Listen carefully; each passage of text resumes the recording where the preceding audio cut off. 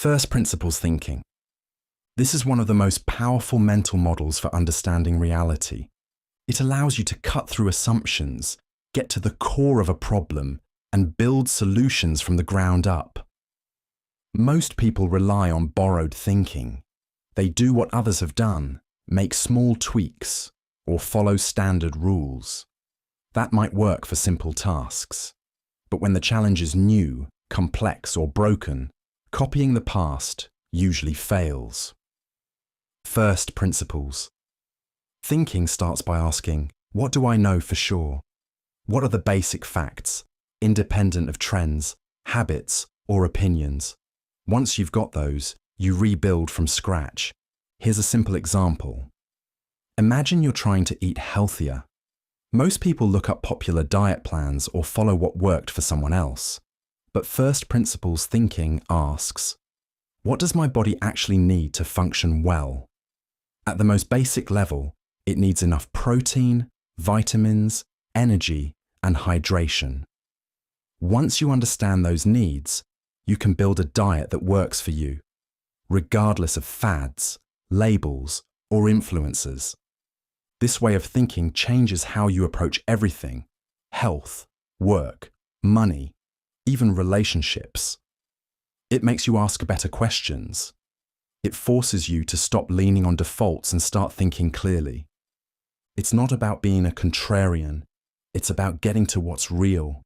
Because when you understand the fundamentals, you don't just copy what works. You understand why it works. That gives you power, not just to follow, but to innovate. First principles. Thinking won't make decisions for you, but it gives you something better, clarity. And in a noisy world, that might be the most valuable tool of all.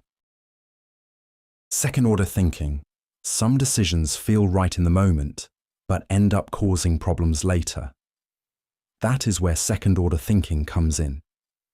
Second order thinking is a mental model that helps you look beyond the immediate outcome of a decision and consider what might happen next. Instead of stopping at the first effect, you ask what that effect might lead to. This kind of thinking helps you anticipate long-term consequences and avoid unintended results. For example, imagine a company cuts prices to attract more customers. First-order thinking says lower prices equal more sales. But second-order thinking asks what happens after that. Maybe the profit margin shrinks. Maybe competitors drop their prices too, leading to a price war. Maybe the brand becomes associated with cheapness, which hurts its long-term image. What seemed smart at first could turn out to be damaging. This model applies to everyday life too. Suppose you stay up late to finish a project. First-order thinking says you met the deadline. But second-order thinking considers the impact of lost sleep.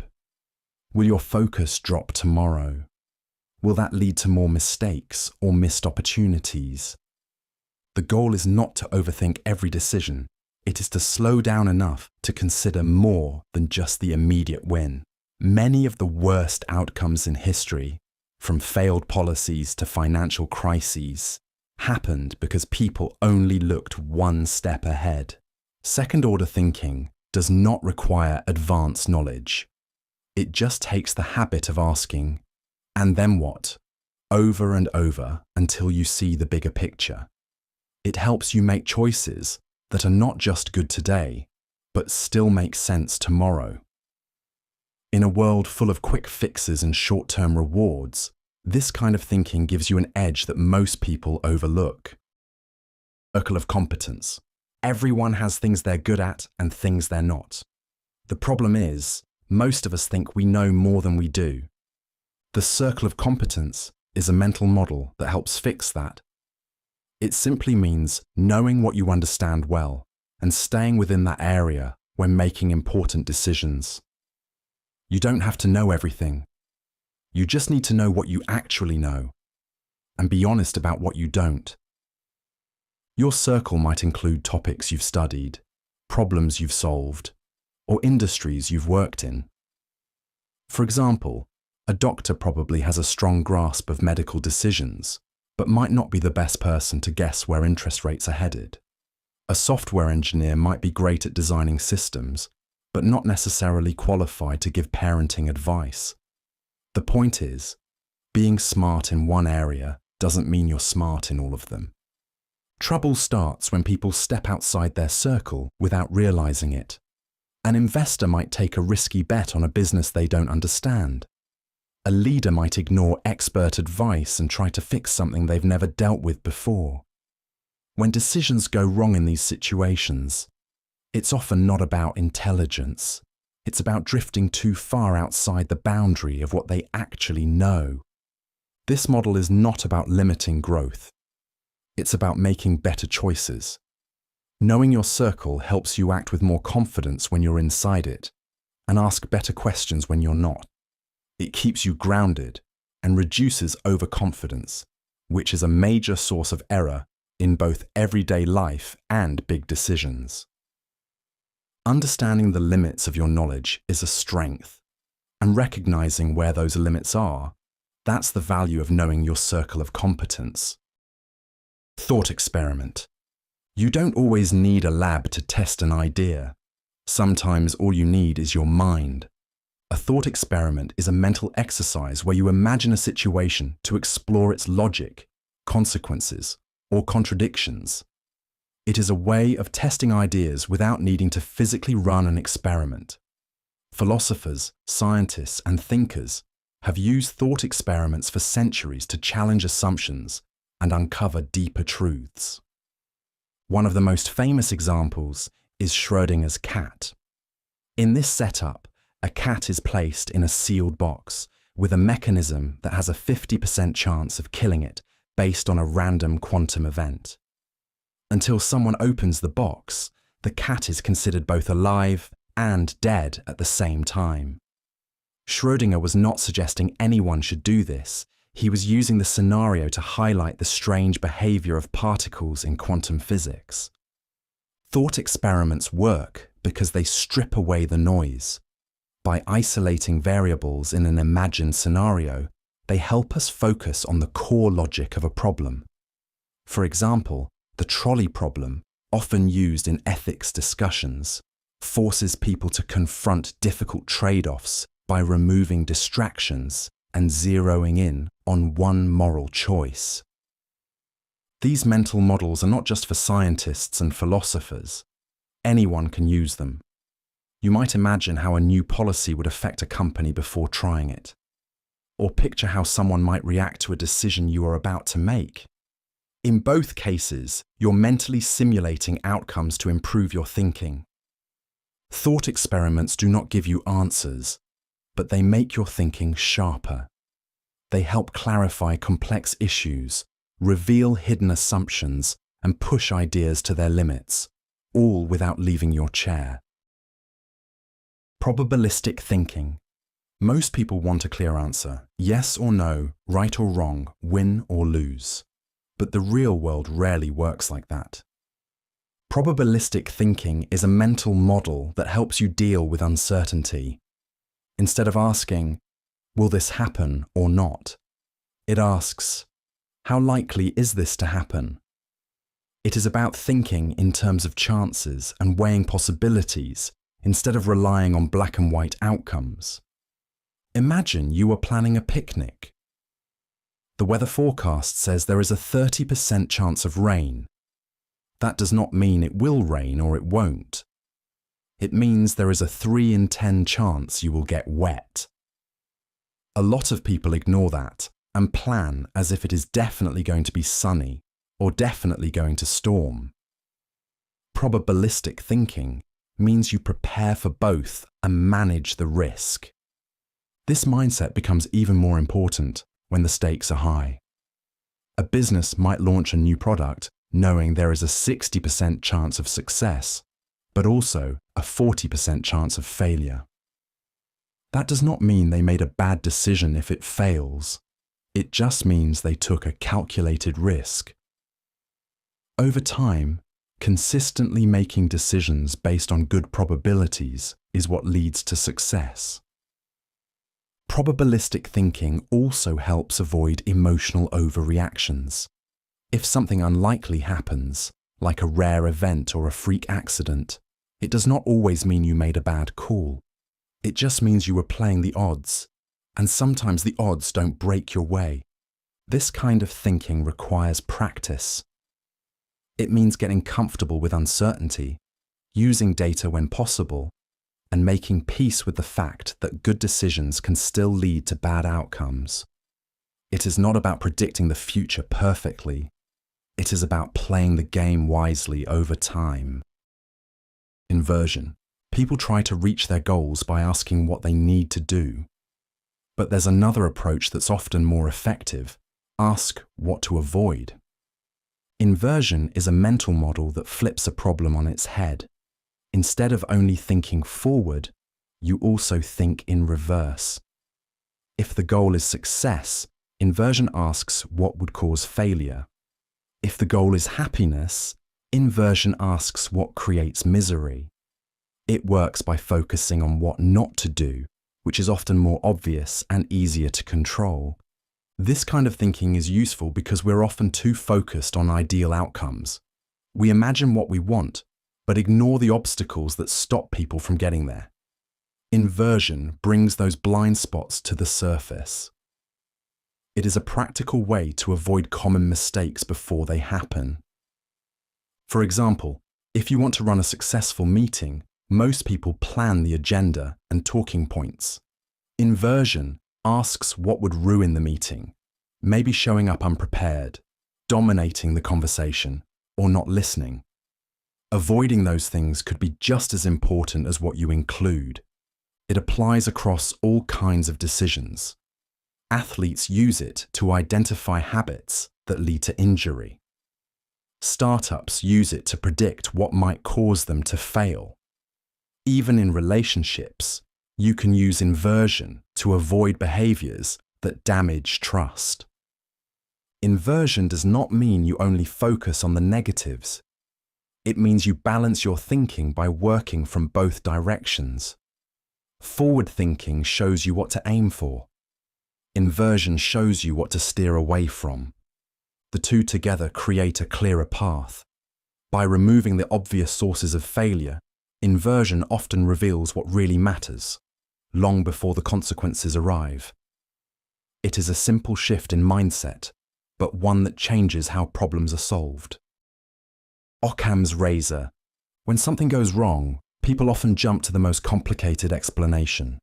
But more often than not, the simplest answer is the right one. Occam's razor is a mental model that helps you cut through confusion. It suggests that when you're faced with multiple explanations for the same thing, the one with the fewest assumptions is usually the most accurate. It's not about being lazy or ignoring complexity. It's about not adding extra layers unless you really need to. Let's say your internet stops working. One explanation is that the entire service provider's infrastructure has failed. Another is that your Wi-Fi router just needs to be restarted. Occam's razor would tell you to start with the second one. It's simpler. It relies on fewer assumptions. And in most cases, it turns out to be correct. This kind of thinking is useful because people love complex stories. We often overcomplicate problems, not because the situation demands it, but because our brains like patterns, drama, or hidden meanings. Occam's razor helps counter that tendency by reminding us to keep our reasoning grounded. In science, the model plays a huge role. If two theories predict the same result, scientists prefer the one that is simpler and cleaner, as long as it still fits the evidence. The same idea applies in business, medicine, and everyday problem solving. Occam's razor is not a guarantee that the simplest idea is always true. It's just a rule of thumb that keeps you from adding unnecessary explanations too soon. It helps you focus on what is most likely, instead of getting lost in what is merely possible. In a world full of noise, this kind of clarity makes decisions faster, reasoning sharper, and thinking more reliable. Hanlon's razor. You send someone a message, and they don't reply. Hours go by, then days. It's easy to assume they're ignoring you on purpose. But what if they just forgot? Hanlon's razor is a mental model that helps you interpret other people's actions with more clarity and less stress. It says, never attribute to malice that which can be explained by mistake, forgetfulness, or basic human error. In other words, most people aren't trying to harm you. They're just distracted, rushed, or unaware. This idea is important because we're naturally wired to take things personally. If someone cuts us off in traffic, shows up late, or forgets to follow through, it's tempting to assume bad intentions. But Hanlon's razor encourages us to pause and consider a more likely explanation. They weren't thinking about us at all. It doesn't mean people never act with bad intent. Some do. But most of the time, poor outcomes come from miscommunication, not manipulation. People miss meetings because they wrote the wrong time. They don't respond to emails because they got buried in their inbox. They seem rude because they're having a rough day, not because they're targeting anyone. Using Hanlon's razor reduces unnecessary conflict. It helps in relationships, in the workplace, and in public life. It encourages a mindset that gives others the benefit of the doubt, at least until the facts show otherwise. It's not about being naive. It's about not jumping to conclusions too quickly. By applying this mental model, you save energy, avoid pointless arguments, and create more room for understanding. In a world full of stress and assumptions, Hanlon's razor is a tool for staying grounded, patient, and focused on what is actually true.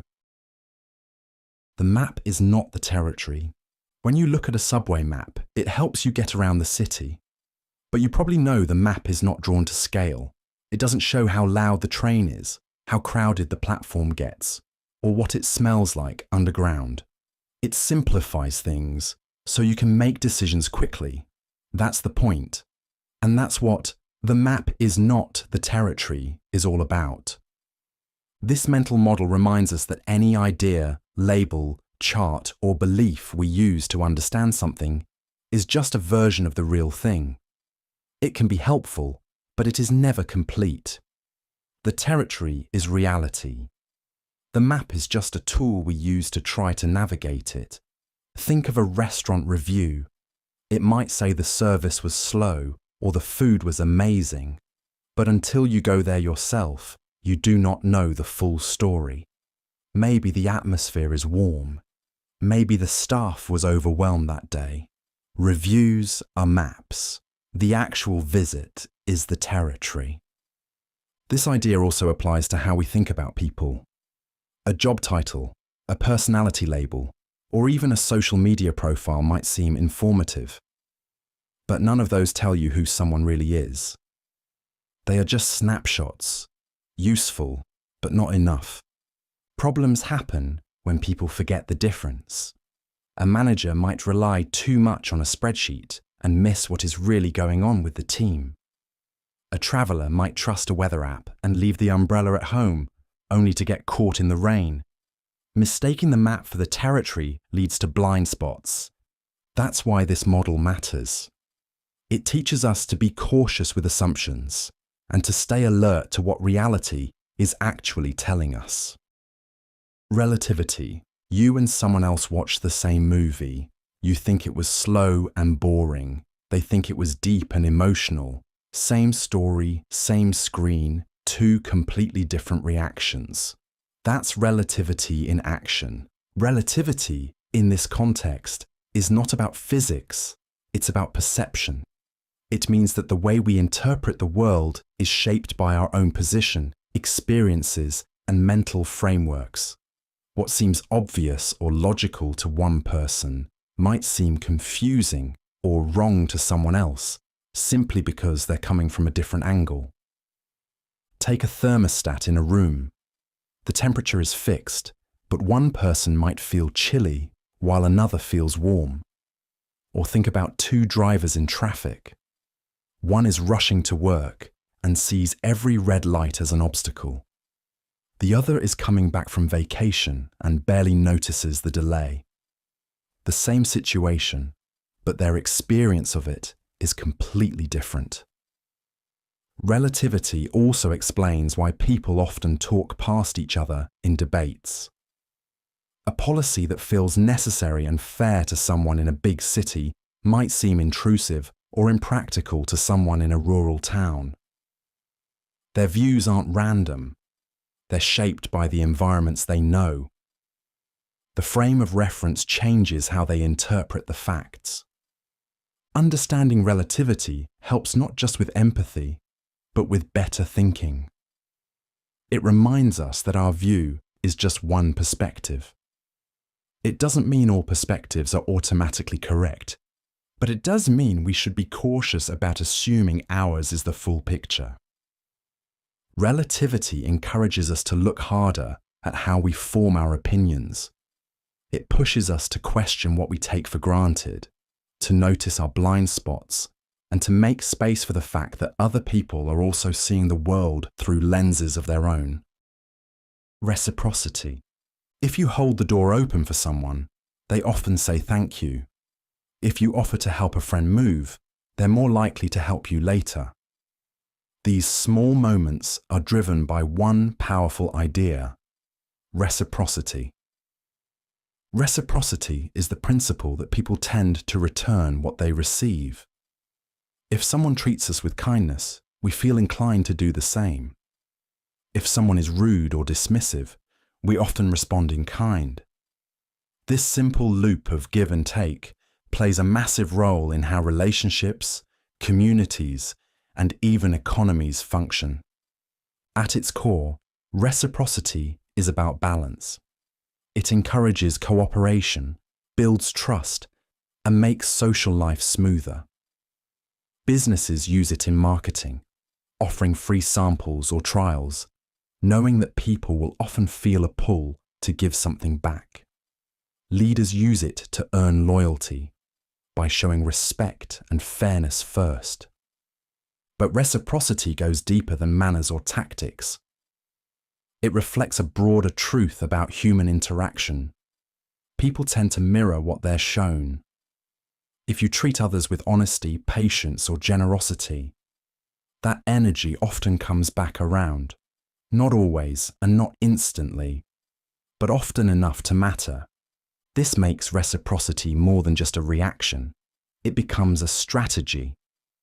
When you take the first step in offering something positive with no guarantee of return, you're not just being nice. You're setting the tone for how others relate to you. It's not about keeping score. It's about shaping the environment you're part of. Reciprocity is not magic, but it is reliable. And understanding how it works helps you build better relationships, stronger teams, and a more stable foundation in just about every part of life. In a world full of uncertainty, it is one of the few forces you can influence directly by choosing to go first. Thermodynamics. Thermodynamics might sound like something best left to physicists and engineers, but its principles are quietly shaping your daily life. From your morning coffee cooling down to your phone battery draining, thermodynamics explains how energy behaves, why systems change, and what makes some things irreversible. At its core, thermodynamics is the study of energy, how it moves, transforms, and dissipates. It starts with the first law. Energy can't be created or destroyed. It just changes form. You eat food, your body turns it into motion and heat. A car engine burns fuel to move wheels. The total energy stays constant, only its form changes. But there's a catch. The second law introduces entropy, the natural tendency of systems to move toward disorder. You don't need to do anything for your room to get messy. That's entropy. It's not that order is impossible, it just requires work. Every time energy moves or transforms, some of it becomes less usable, often as heat that can't be fully recaptured. That's why perpetual motion machines don't exist. Why your laptop heats up when it's working hard. why the universe, left to itself, is always leaning toward chaos. These principles explain why ice melts, why engines need cooling systems, and why living things require constant energy input to stay alive. Thermodynamics also governs systems beyond machines and molecules. Economies, ecosystems, even cities, they all require energy to maintain order and resist breakdown. That effort is part of the same universal law. Understanding thermodynamics helps us see the invisible forces behind everyday change. It's not just about equations. It's about how everything, from a melting ice cube to a collapsing star, is part of a bigger energy-driven story. Inertia. It's easier to stay on the couch than to get up and start something. But once you do, it's easier to keep going. That's inertia in action. Inertia is the tendency of things to stay just as they are. If something is still, it wants to stay still. If something is moving, it wants to keep moving in the same direction. This isn't just a rule from physics class. It's a principle that shows up in daily life. At the physical level, inertia comes from mass. A small object, like a tennis ball, can be picked up and moved with little effort. A car, on the other hand, takes serious force to get going, and just as much to bring to a stop. The heavier something is, the more it resists change. But the idea of inertia also applies to habits, systems, and organizations. A routine you've followed for years doesn't change overnight. A business that's been doing things the same way for a decade won't shift course easily. The longer something has been at rest or in motion, the more energy it takes to alter its direction. That's why getting started often feels like the hardest part. Beginning a new project, changing a lifestyle habit, or adjusting a belief all require a push to overcome the initial resistance. But once momentum builds, progress gets easier. Each small step reinforces the next. Inertia is not just a hurdle. It's a force that can work both against you and for you. Once you've put in the energy to change direction, inertia starts to help, keeping that motion going. Whether it's a workout routine, a company strategy, or a creative project, overcoming the early resistance is what opens the door to everything that follows. Friction and viscosity. Every time you push a chair across the floor and it drags instead of gliding, you're dealing with friction. When you try to pour syrup and it oozes instead of flows, that's viscosity. These are the forces that slow things down, not just in physics, but in everyday life. Friction is the resistance between two solid surfaces. It's what makes it hard to slide a box across a rough surface, but it's also what keeps your shoes from slipping when you walk. Without friction, nothing would stay in place. But too much of it, and movement becomes inefficient, even damaging. Viscosity is a similar kind of resistance, but it happens inside fluids. Water flows quickly because it has low viscosity. Honey, with its thick, slow-moving consistency, has high viscosity. In industrial systems, fluids with high viscosity require more energy to pump. But in the right context, like lubricants or paints, it's exactly what's needed. Both friction and viscosity are trade-offs. They slow things down, but they also give control. They're not always problems to solve. They're forces to manage. This idea applies far beyond physics. In software design, user friction is anything that makes a task harder than it needs to be. Long forms, extra clicks, slow loading, all of it reduces flow. In business, friction might mean unnecessary meetings or outdated processes. In social settings, it's the tension that slows cooperation, but also helps establish boundaries. Reducing friction or lowering viscosity makes systems run faster and smoother. But adding just the right amount can create grip, control, and safety. The key is balance. Whether you're moving an object, designing a process, or managing a team, understanding how resistance works gives you more options. You can either push harder or make it easier for things to move. Velocity. In physics, velocity is speed with direction. It tells you not just how fast something is moving, but where it's headed. It's one of the most fundamental ideas in motion, used to describe how planets orbit, how planes fly, and how athletes move across a field. Velocity is not just about raw power or acceleration, it's about purpose. A rocket might launch with incredible speed, but what matters most is the angle it takes. Even a small change in direction can determine whether it reaches orbit or burns up in the atmosphere. This same principle shows up outside of science. A company that's growing fast but doesn't know what problem it's solving might eventually collapse. A person who's busy all day but without a clear goal might still feel stuck. In both cases, there's movement, but not velocity. That's why velocity matters in strategy, in productivity, and in personal growth. It helps you focus, not just on how much effort you're putting in, but whether it's actually moving you closer to your destination. Improving velocity means two things: increasing your pace and refining your direction. That could mean cutting distractions, simplifying tasks, or adjusting course when new information comes in. It's not just about doing more. It's about doing what matters, faster and more directly. In a world full of motion, velocity is what separates progress from noise. It's how we measure real movement toward meaningful goals, whether it's in physics, in business, or in everyday life. Leverage. A small push can move something big, if you apply it in the right place. That's the essence of leverage. Leverage is the idea of using limited effort to produce a much greater result. In physics, it's clear. A lever, a pulley, or a gear turns a small input into a big outcome. You apply force at the right point, and the system multiplies it. But leverage isn't just about mechanics.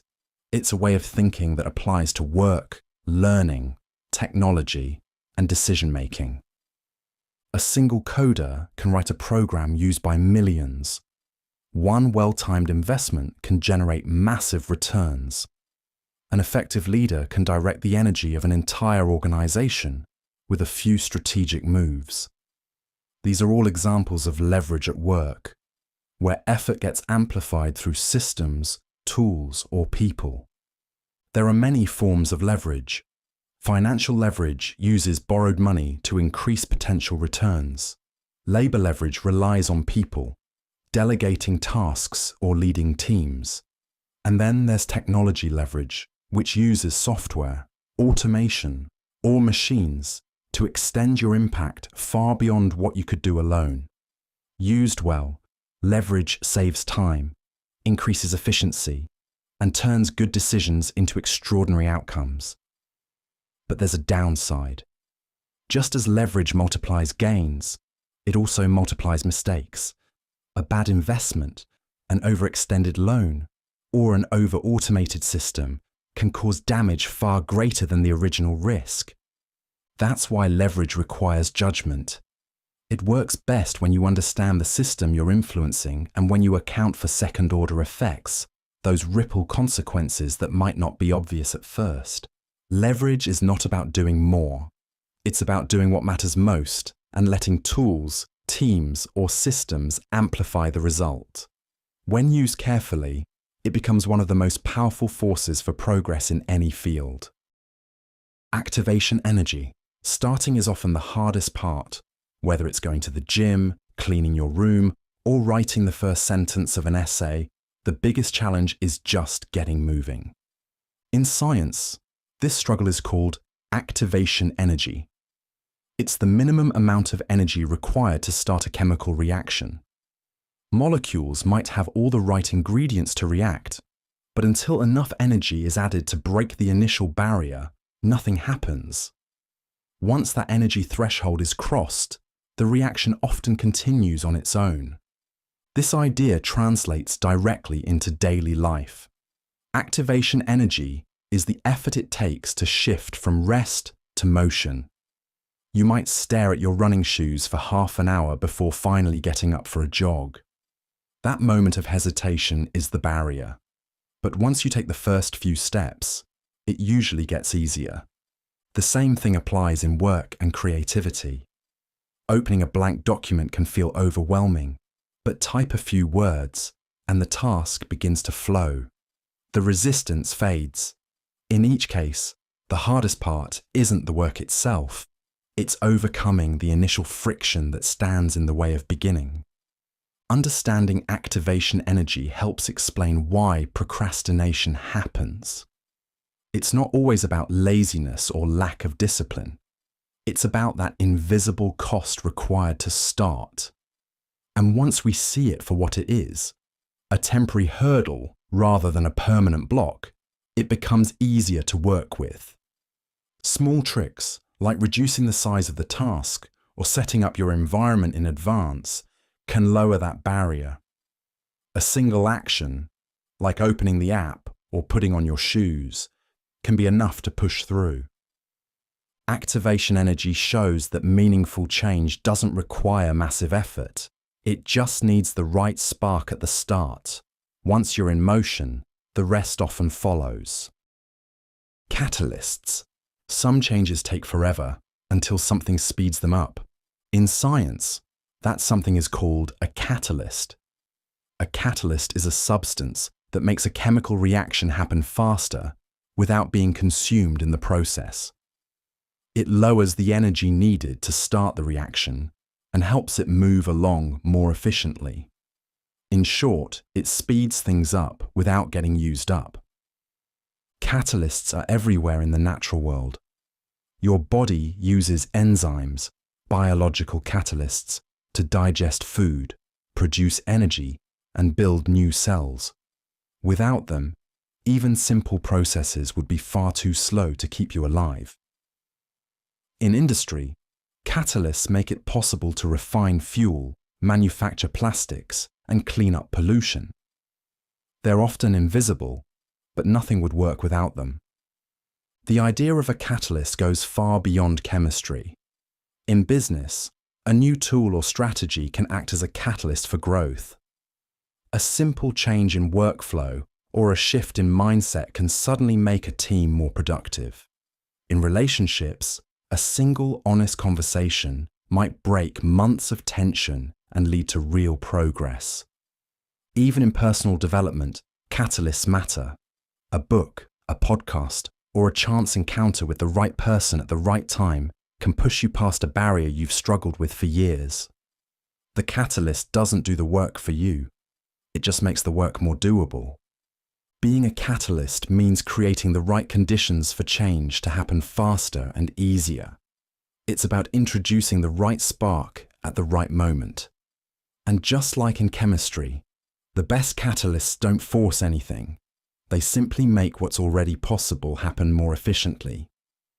Catalysts remind us that change doesn't always require brute force. Sometimes, all it takes is the right influence applied in just the right place. Alloying. Pure gold is beautiful, but it's also soft and easily damaged. Add a small amount of another metal, like copper, and suddenly it's stronger, more durable, and ready to be used in rings, coins, and electronics. That's the power of alloying. Alloying is the process of combining two or more elements, usually metals, to create a material with improved properties. The result isn't just a blend, it's often something entirely better. Bronze, for example, is an alloy of copper and tin. Steel is mostly iron, but with carbon and sometimes other elements added for strength, flexibility, or resistance to rust. The principle behind alloying is simple. Pure materials have limitations. But when combined thoughtfully, their weaknesses can be reduced and their strengths enhanced. One metal might be strong but heavy. Another might be light but brittle. Put them together in the right ratio and you can get the best of both. This idea doesn't stop at materials. In teams, alloying means combining different kinds of expertise. A creative thinker paired with a skilled organizer can achieve more together than either could alone. In individuals, alloying shows up when someone pairs a technical skill with communication or blends discipline with curiosity. These combinations often make people more capable, more flexible, and more valuable. The key to alloying, whether in metal or in life, is balance. Too much of one ingredient can ruin the result. Too little, and the mix stays ineffective. But when the proportions are right, the outcome is something new, stronger, smarter, and better suited for the task at hand. Alloying shows that strength isn't always about purity. Sometimes it's about smart combinations. The right mix can create something entirely different and far more powerful than any part on its own. Natural selection and extinction. No species is guaranteed survival, not even the ones that dominate today. At the core of evolution is a process called natural selection. It's the mechanism by which nature favors traits that help organisms survive and reproduce. When a variation gives an edge, like better eyesight, stronger limbs, or a sharper beak, it becomes more common in future generations. Over time, these small advantages accumulate and shape entire species. But natural selection is only half the story. The other half is extinction. Extinction is the elimination of species that fail to adapt. If an animal can't keep up with environmental changes, food scarcity, or new predators, it disappears. That's not a flaw in the system. It's the system at work. Nature doesn't give out participation trophies, only results. The pressure to adapt is constant, and the cost of falling behind is permanent removal from the evolutionary record. This combination, selection and extinction, is what drives evolution forward. It's why life changes, why diversity exists, and why we're not still living in a world ruled by trilobites and giant ferns. These forces aren't limited to biology. In business, companies that fail to respond to changing markets often disappear. In technology, outdated tools are replaced by faster, smarter alternatives. Even in careers, skills that once guaranteed success can become obsolete if they don't evolve. Natural selection rewards traits that fit the moment. Extinction clears the path for what comes next. Together, they form a feedback loop that never stops. What works today may not work tomorrow. In nature, in culture, and in everyday life, the world is shaped by a constant test: adapt or vanish. That's not a threat. It's a description of how things improve, survive, and move forward through time. Adaptation and the Red Queen effect. Being ahead today doesn't guarantee you'll stay ahead tomorrow. In evolution, as in life, the race never stops. Adaptation is the process by which organisms become better suited to their environments. Over generations, small changes in traits, like sharper claws, better camouflage, or faster reflexes, give certain individuals a survival edge. These traits become more common, and the species evolves. But adaptation doesn't happen in isolation. While one species adapts, others are adapting too. This leads to a phenomenon known as the Red Queen effect, named after a character in Alice in Wonderland who says, "It takes all the running you can do to stay in the same place." In evolutionary terms, it means that no matter how much progress a species makes, it must keep adapting just to maintain its current position in a constantly shifting landscape. Predators get faster, so prey must become more evasive. parasites evolve, so hosts must strengthen their defenses. It's a never-ending arms race where standing still is falling behind. This idea extends far beyond biology. In business, companies that innovate slowly risk being overtaken by faster-moving competitors. In technology, today's breakthrough becomes tomorrow's baseline. Even in personal development, the skills that once set you apart can become outdated if you don't keep learning. The challenge is not just reaching success, it's staying relevant. That requires letting go of comfort, recognizing when your old strategies stop working, and being willing to change before you're forced to. The Red Queen effect reminds us that progress is relative. You're not just evolving in a vacuum, you're evolving in a system where everyone else is moving too. In such a world, the ability to adapt isn't a luxury, it's survival. Ecosystems. A forest isn't just a collection of trees, it's a living system, a web of plants, animals, microbes and nutrients, all interacting with one another. That's what makes it an ecosystem. An ecosystem is a community of living things, together with the non-living elements, like water, soil and climate, that shape their environment. Every part plays a role. Plants turn sunlight into food. Herbivores eat plants. Carnivores eat herbivores. Decomposers break down dead matter and return nutrients to the soil. Energy flows. Resources cycle. Nothing stands alone. But ecosystems aren't just about nature. The same structure shows up in human systems too. A business operates within a network of suppliers, customers, partners, and regulators. No company survives in isolation. Its success depends on how it fits and functions within a larger commercial ecosystem. Economies work the same way.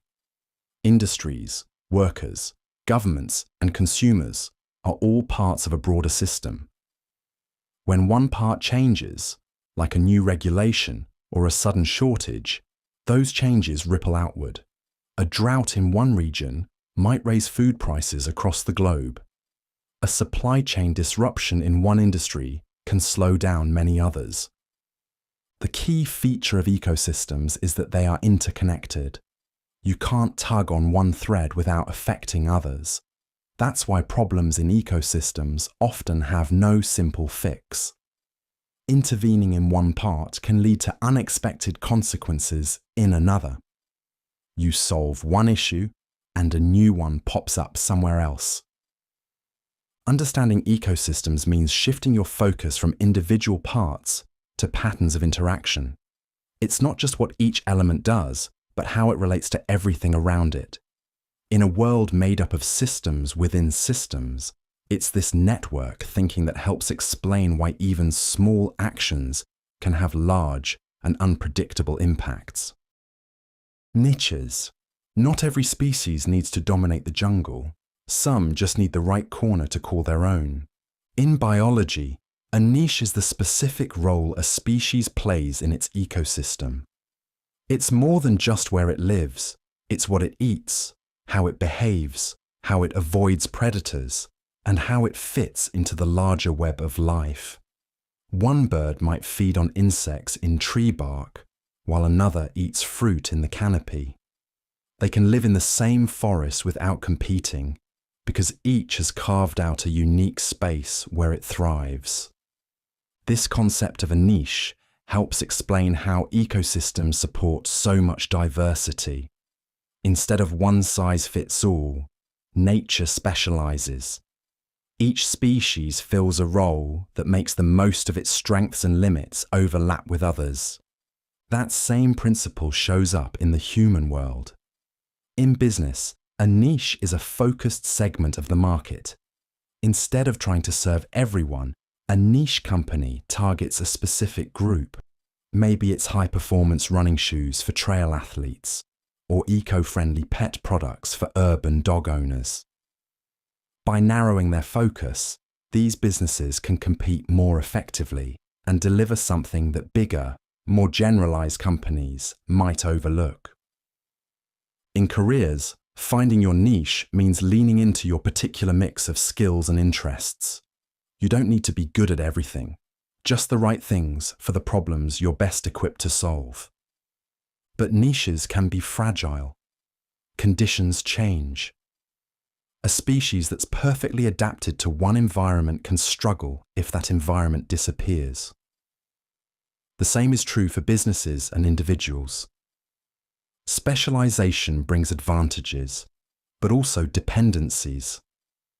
Success often means not only finding your niche, but being ready to adjust it as the world evolves. Flexibility, even within a narrow space, becomes the edge. Self-preservation. You don't have to teach a child to flinch at a loud noise or a lizard to dart away from danger. These reactions are built in. They come from one of the oldest instincts shared by all living things: self-preservation. At its core, self-preservation is the drive to survive. It's what makes animals flee from predators, what keeps plants turning toward the sun, and what causes bacteria to evolve resistance to threats like antibiotics. This instinct is not learned. It's wired into biology. Life, by definition, fights to stay alive. In humans, self-preservation is more complex. We protect our physical bodies, but also our mental health, social standing, and sense of identity. When someone questions our beliefs or criticizes our work, the discomfort we feel isn't just emotional, it's a kind of defense mechanism. Our sense of self is something we guard, often as carefully as we would guard our safety. This instinct is useful. It keeps us from walking into danger, taking reckless risks, or staying in harmful situations. But it can also hold us back. The same system that keeps us safe can make us overly cautious. We might avoid feedback because it feels threatening. We might resist change because it feels like risk. Over time, the desire to avoid harm can start to block growth. That's the trade-off. Self-preservation protects us from threats, but it can also make us resistant to challenge. The key is learning to distinguish real danger from imagined discomfort, knowing when that protective instinct is helpful and when it's just holding us in place. Self-preservation is not about never changing. It's about staying alive while adapting to the world. And that, for every species, is the ongoing challenge: to protect what matters while staying flexible enough to evolve. Replication. Every living thing is part of a chain, a copy of a copy that goes back billions of years. That chain exists because of one powerful process: replication.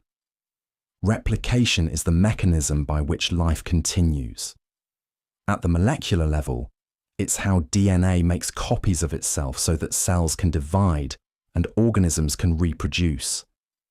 This process ensures that the genetic instructions for building and running a living organism are passed from one generation to the next. But replication isn't perfect, and that's a good thing. Tiny errors called mutations can occur during copying. Most are harmless, some are harmful, and a few turn out to be useful. These small differences are what natural selection works with. Without variation, species wouldn't be able to adapt to new environments. Replication preserves life, while its imperfections make evolution possible. The idea of replication goes beyond biology. In business, replication shows up when a successful model is scaled, like a restaurant franchise opening in new cities. In education, students begin by copying techniques before developing their own approach. Even in culture, ideas and behaviors spread by being repeated, often without much modification. Replication is also what makes things go viral. A single idea, video, or message can be shared millions of times, amplified by digital networks. But just like in biology, not every copy is beneficial. Misinformation, harmful trends, or outdated practices can also spread through replication. This is why replication requires intention. It's not just about making more of something. It's about deciding what to replicate and why. The best systems replicate what works, discard what doesn't, and stay open to improvement. Replication is how life, knowledge, and culture continue. But it's the ability to evolve within replication that makes progress possible. Cooperation. When people come together to lift a heavy object, something simple but powerful happens. They achieve something none of them could do alone. That's the core of cooperation. Cooperation is when individuals work together toward a shared goal, often sacrificing short-term gain for longer-term benefit. It shows up everywhere in nature. Ants build complex colonies. Wolves hunt in packs. Even cells in a multicellular organism cooperate to keep the body alive. At every level, teamwork increases the odds of survival. From an evolutionary standpoint, cooperation might seem strange. Why would one organism help another? The answer is reciprocity. When mutual benefit is possible, cooperation can outperform competition. If two animals work together to find food or defend a territory, they each gain more than they would on their own. When this kind of behavior is repeated over time, trust builds, and cooperation becomes the winning strategy. Humans have taken this principle further than any other species. We cooperate not just in small groups, but across cities, countries, and cultures. Our ability to share information, divide labor, and coordinate across large populations is what allowed us to build societies, technologies, and systems far beyond the reach of any individual effort. But cooperation doesn't happen automatically. It depends on certain conditions. There must be repeated interaction, clear benefits for all parties, and a way to discourage freeloaders, those who take without giving back. Rules, norms, and institutions help maintain cooperation by rewarding fairness and discouraging exploitation. Cooperation is the engine behind teamwork, community, and civilization. It scales human potential, turning isolated efforts into coordinated systems. When conditions support it, cooperation unlocks levels of progress that no one could reach alone. It's not just a moral ideal, it's a practical strategy for thriving in a complex world. Hierarchical organization. In any complex system, someone or something has to take the lead. That's where hierarchy comes in. Hierarchical organization is the structure where elements are ranked or arranged in levels, each with varying degrees of authority or function. It shows up everywhere, from nature to human institutions. In biology, cells form tissues, tissues form organs, and organs form systems. Each level depends on the one below, but also contributes to the larger whole. This structure isn't just about control, it allows for specialization. In an ant colony, the queen lays eggs, workers gather food, and soldiers defend the nest. No single ant understands the big picture, but the hierarchy allows the colony to function as a unified, efficient system. The same logic applies to companies, governments, and schools. A clear chain of command makes it easier to coordinate large groups, assign responsibilities, and resolve conflicts. Without structure, communication breaks down. With too much structure, creativity and flexibility suffer. The challenge is balancing order with adaptability. Importantly, hierarchy isn't always top-down or fixed. It's dynamic. A shift in one layer can impact the entire system. A policy change at the executive level can ripple through every department.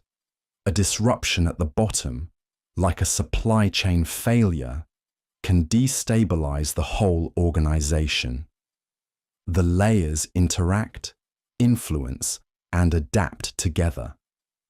But hierarchy also comes with risks. If power becomes concentrated at the top, it can lead to inefficiency, resentment, or collapse. When people focus more on climbing the ladder than solving shared problems, the structure stops serving its purpose. Used wisely, hierarchical organization is a tool to manage complexity. It allows systems to grow, coordinate, and evolve while keeping parts aligned toward a shared goal.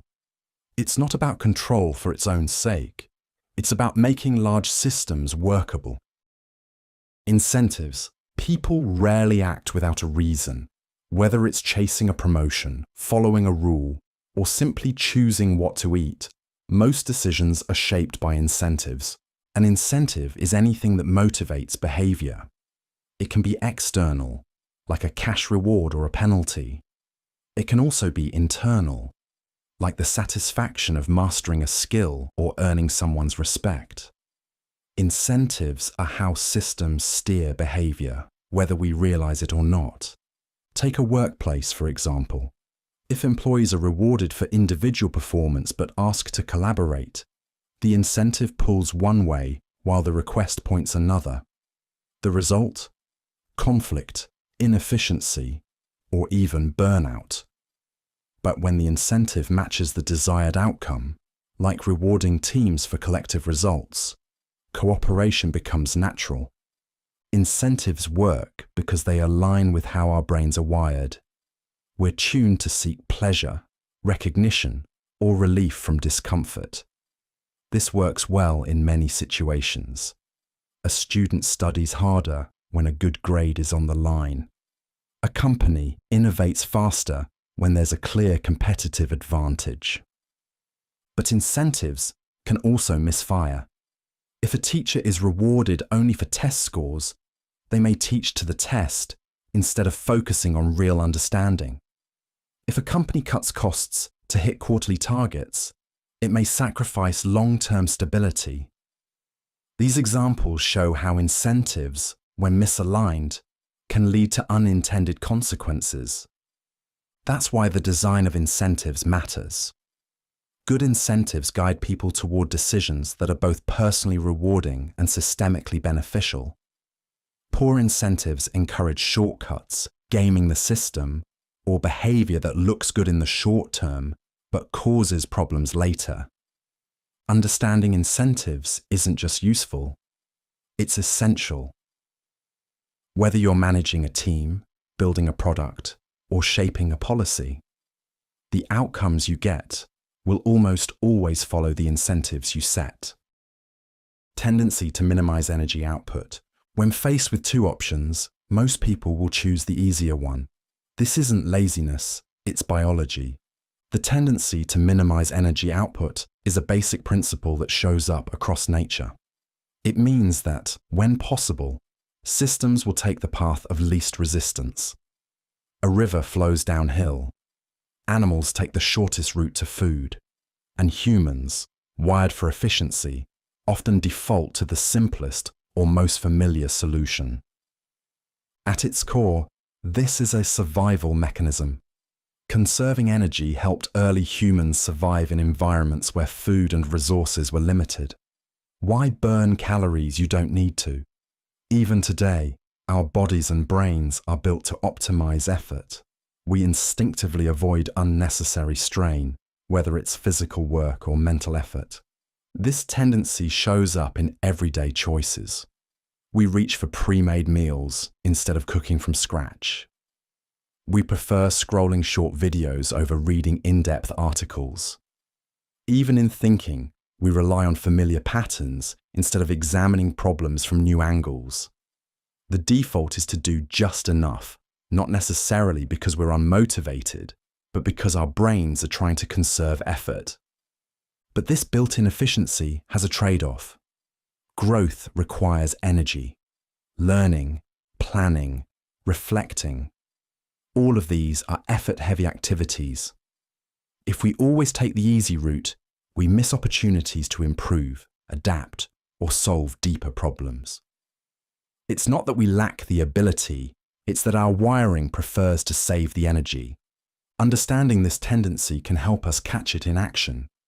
It explains why we procrastinate, why habits are hard to break, and why innovation often requires a deliberate push. The tendency to minimize energy output is powerful, but when recognized, it can be managed, turning a survival instinct into a tool for smarter effort and better decision-making. Feedback loops. When you speak into a microphone and hear your voice echo back through the speakers, you're experiencing a feedback loop. A feedback loop happens when the output of a system is fed back into the system as input. In simple terms, it's when the result of an action influences what happens next. This might sound technical, but feedback loops are everywhere, in nature, in technology, in personal habits, and in society. There are two main types, positive and negative. A positive feedback loop amplifies change. For example, when a microphone picks up its own sound from a speaker, the noise grows louder and louder until it screeches. In nature, melting ice exposes dark ocean water, which absorbs more heat and melts more ice. The cycle accelerates itself. A negative feedback loop does the opposite. It stabilizes. Think of a thermostat. When the room gets too hot, the air conditioning turns on. When it cools down, the system shuts off. The goal is balance. In biology, your body uses negative feedback to regulate temperature, blood sugar, and countless other functions. Feedback loops also shape human behavior. If you study, do well on a test, and feel proud, you're more likely to study again. That's a reinforcing loop. But if you touch a hot stove and feel pain, you learn not to repeat the action. That's corrective feedback. In either case, your actions adapt based on results. Understanding feedback loops is essential for improving systems. They explain how habits form, how businesses scale, and how environmental systems shift over time. Without feedback, there's no learning, no adjustment, and no progress. But with the right kind of feedback, change becomes guided, responsive, and sustainable. In any evolving system, feedback loops are the mechanism that makes adaptation possible. Equilibrium. Equilibrium is what happens when everything holds still, not because nothing is happening, but because all the forces pushing and pulling are perfectly balanced. In science, equilibrium is the state where opposing processes cancel each other out. Think of a seesaw with equal weight on both sides. Nothing moves, but there's still tension, an ongoing balance between forces. In chemistry, it's when a reaction is happening forward and backward at the same rate, so the overall concentration of substances stays constant. In biology, your body maintains internal equilibrium, or homeostasis, to keep your temperature, heart rate, and blood sugar within a narrow range. But equilibrium isn't just a scientific idea. It applies to markets, ecosystems, and even personal routines. Supply and demand in economics balance out at a price where buyers and sellers agree to trade. A stable ecosystem maintains equilibrium between predator and prey, plant growth and decay. And in daily life, people seek equilibrium between work and rest, stress and recovery. What's important to understand is that equilibrium is dynamic, not static. Systems are constantly adjusting, nudging back toward balance when something shifts. If your body overheats, it sweats. If prices spike, buyers back off. Equilibrium isn't a permanent destination. It's an ongoing process of correction.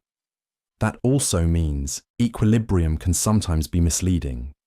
A system might appear stable while quietly building up pressure until it tips out of balance. Markets crash, ecosystems collapse, habits break down. So while equilibrium brings order, too much stability can prevent necessary change. In complex systems, knowing how equilibrium works helps you understand when to maintain balance and when to disrupt it. It's not just about standing still, it's about knowing when stillness is helpful and when motion is required to keep the system from drifting too far off course. Bottlenecks. Every system has a weakest point, a place where progress slows, frustration builds, and everything backs up. That's the bottleneck. A bottleneck is the part of a system that limits how fast the whole thing can operate. It might be a single step in a manufacturing process, a person in a team who's overwhelmed, or a slow connection in a data network. No matter how fast the rest of the system moves, everything still has to pass through that narrow opening. It's a simple concept, but its impact is massive. If you want to improve how something works, the most effective place to start isn't by speeding up everything. It's by identifying and improving the bottleneck. This is the foundation of the theory of constraints. The idea is straightforward. The slowest part of the system sets the pace for everything else. Fix that, and you'll see the biggest gains. Bottlenecks can also shift over time. You solve one, and another appears in a different part of the process. That's why systems need regular review. What worked yesterday might be what's holding you back today. But not all bottlenecks are problems. Sometimes they exist for a reason. A security checkpoint delays passengers, but it also protects them. A review step in a publishing process slows down output, but ensures accuracy. In cases like these, the bottleneck is a safeguard, not a flaw. Understanding bottlenecks helps you think clearly about efficiency, priorities, and flow. It's not about removing every obstacle, it's about knowing which ones matter. By focusing on the true constraint, you can create the most impact with the least effort. Scale. Scaling up isn't just about doing more, it's about doing differently. In any system, scale refers to size and capacity. Whether it's a business, a process, or a recipe, scaling means increasing output without everything falling apart. But here's the catch. Bigger doesn't just mean more of the same. It often means something else entirely. Take a simple example.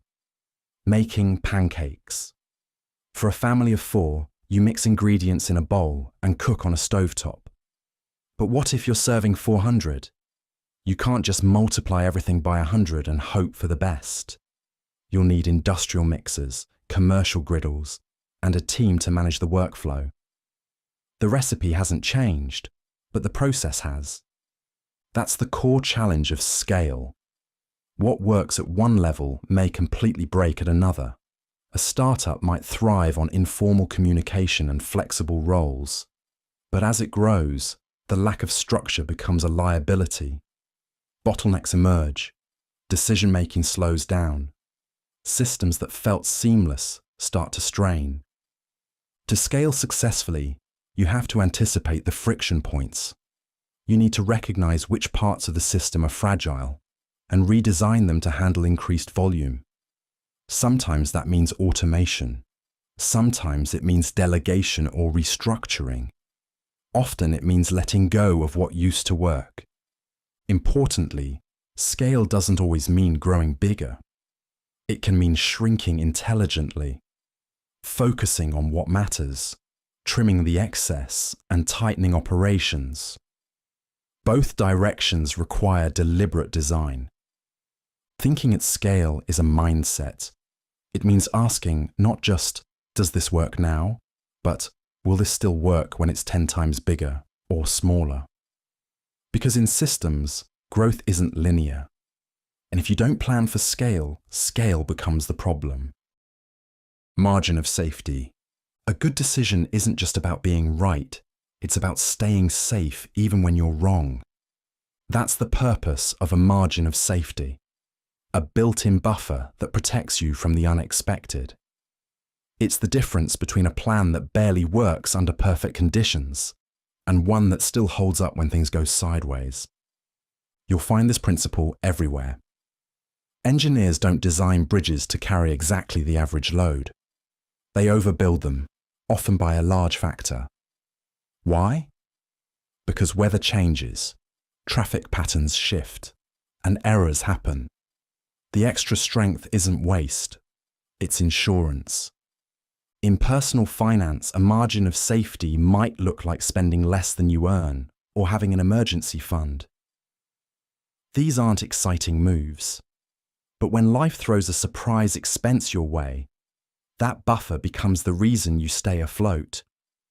In investing, the same logic applies. Buying something well below its estimated value gives you a cushion. If your estimate is off, you still have room before taking a loss. Without that gap, even a small mistake can become a big problem. Of course, margin of safety comes at a cost. You might use more resources than absolutely necessary. You might pass up opportunities that seem more aggressive, but that's the trade-off: short-term efficiency versus long-term resilience. Systems built without margin tend to work well until they don't.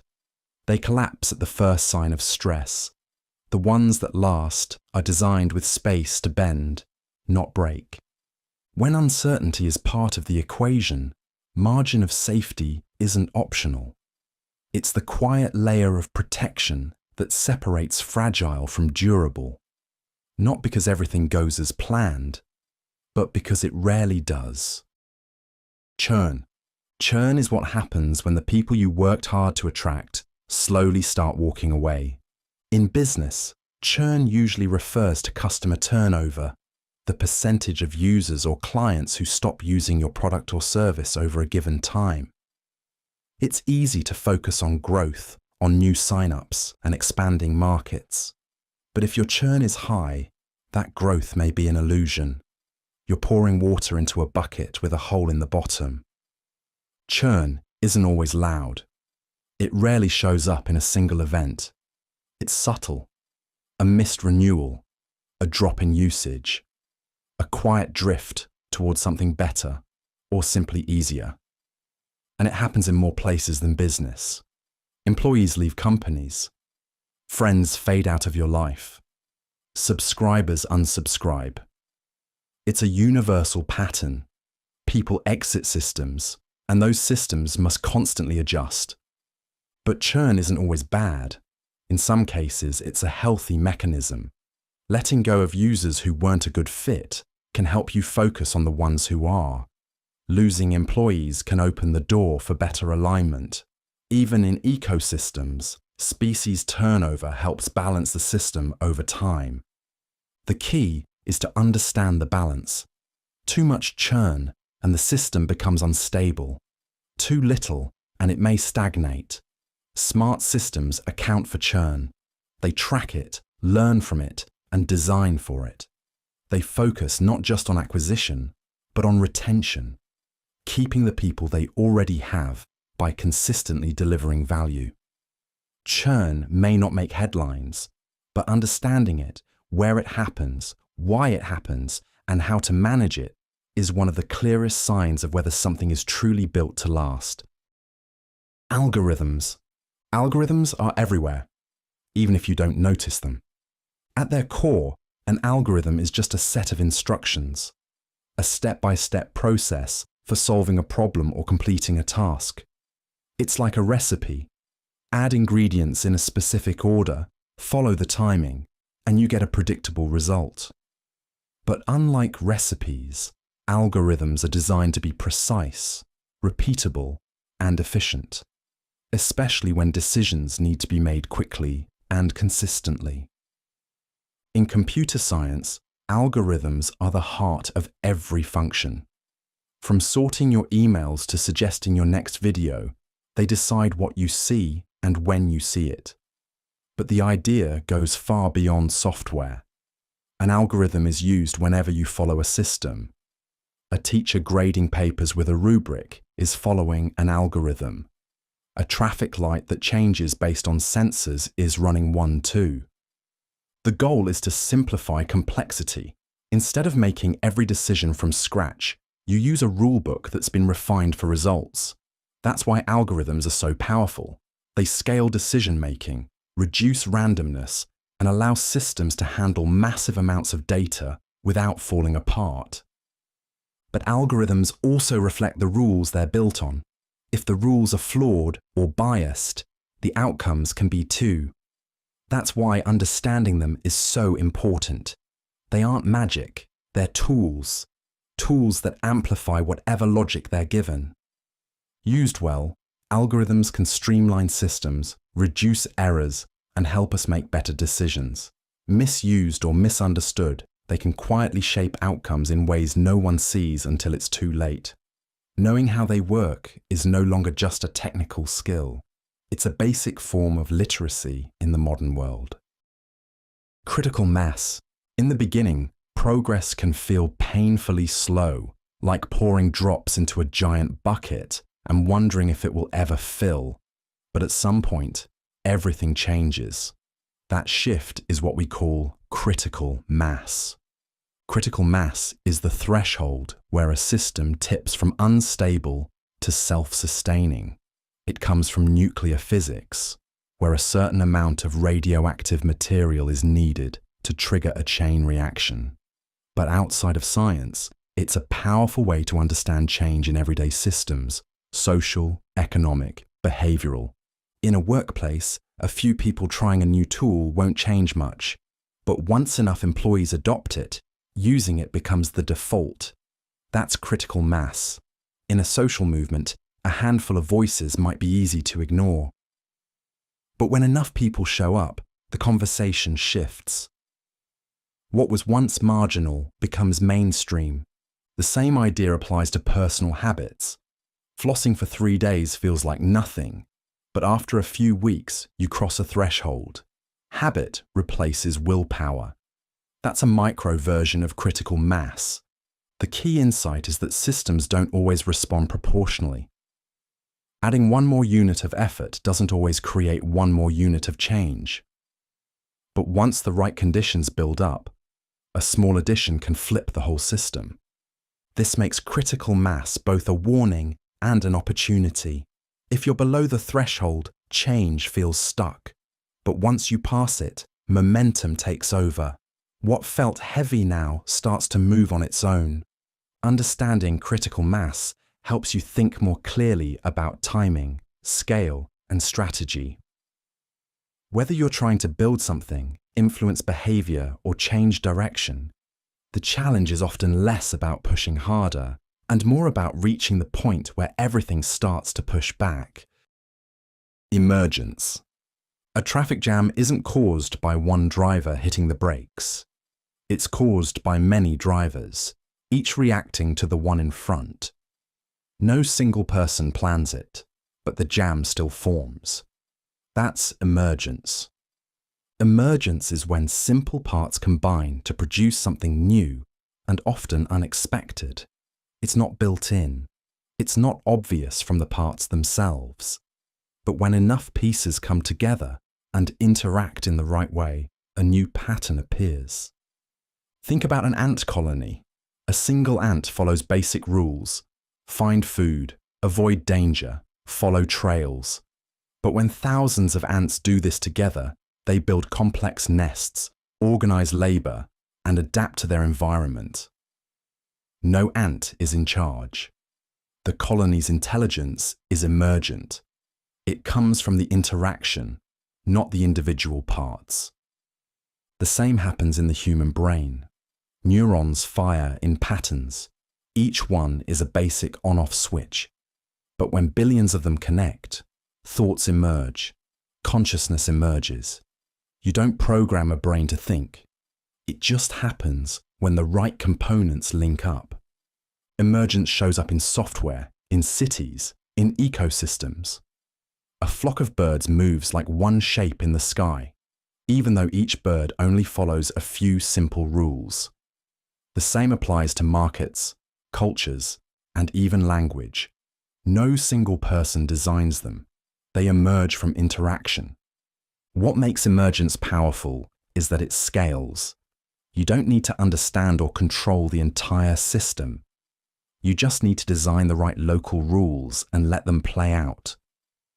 Sometimes, out of simplicity, comes something incredibly complex, and sometimes surprisingly elegant. Recognizing emergence helps us see patterns where we might otherwise see noise. It's a reminder that big things often grow not from a blueprint, but from small, local actions, repeated again and again. Irreducibility. Some things just don't make sense when you take them apart. That's the core of irreducibility.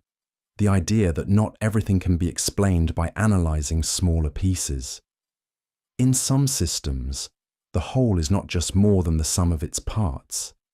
It's something entirely different. Take consciousness, for example.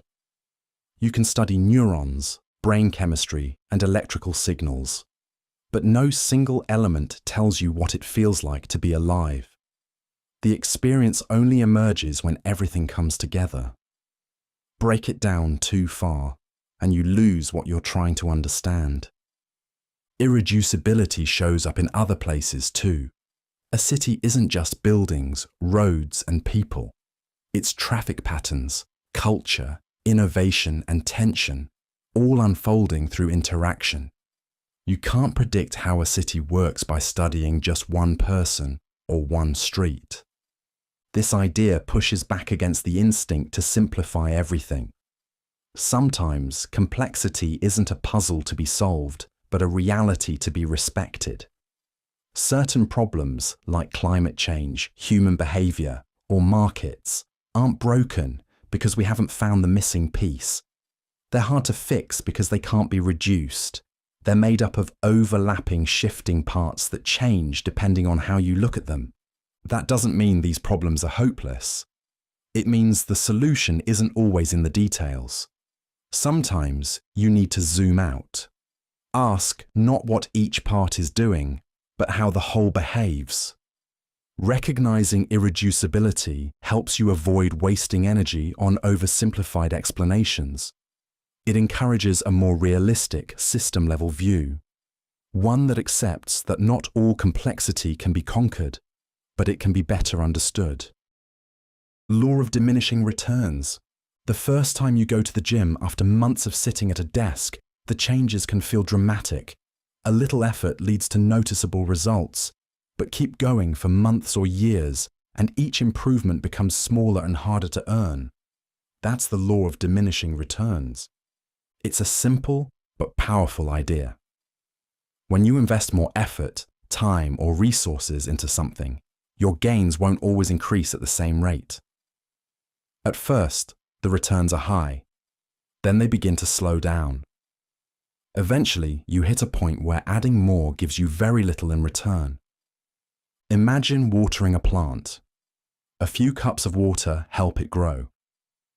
But once the soil is saturated, more water doesn't make the plant grow faster. It just overflows. The same logic applies to learning a new skill, building a product, or even improving a business. At the start, there's a lot of low-hanging fruit, easy wins that create big improvements. But as the system becomes more refined, each new tweak matters less. You can keep pouring in energy, but the payoff shrinks. This idea helps explain why perfection is so expensive. Getting something from 90% to 95% might take as much effort as it did to get from 0 to 90. That final push often costs the most and gives the least. The law of diminishing returns isn't about giving up. It's about knowing when the trade-off stops being worth it. It helps you make smarter decisions about where to invest effort, when to shift focus, and how to avoid chasing improvements that no longer matter.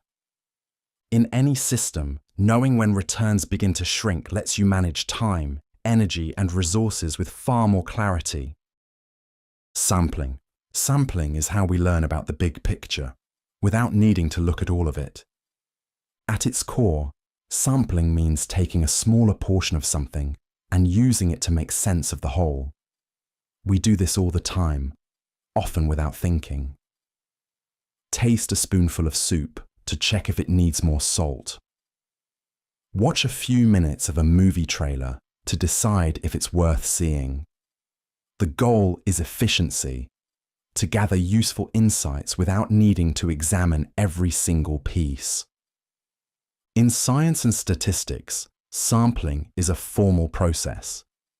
Suppose you want to know the average opinion of a population, like what people think about a new product. You don't ask every single person. Instead, you ask a carefully selected group that represents the whole. If done right, that group can tell you almost everything you need to know. But not all samples are useful.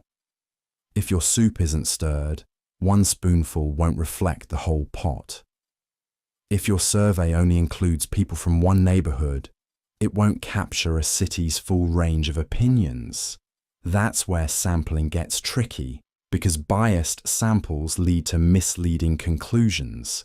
Larger samples usually give more reliable results, but they cost more time, money, and effort.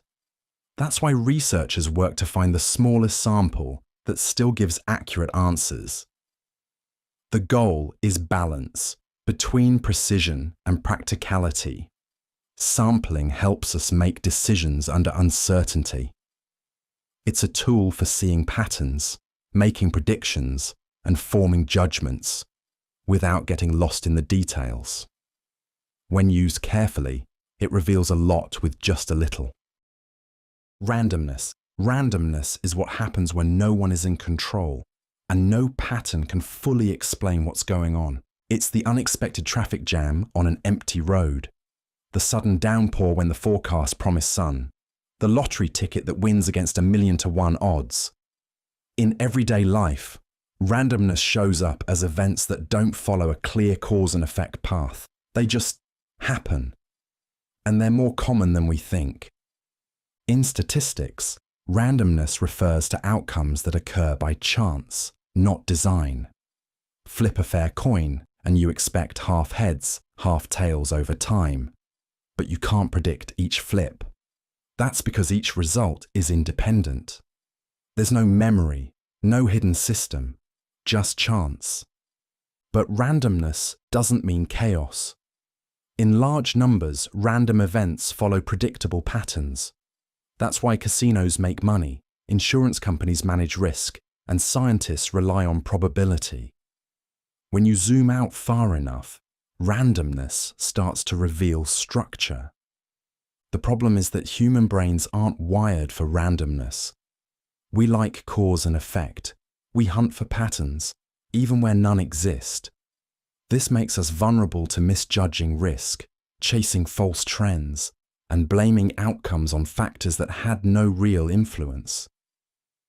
Randomness also plays a role in evolution, creativity, and innovation. Mutations are random. So are flashes of insight. Many breakthroughs emerge not from careful planning, but from trial, error, and luck.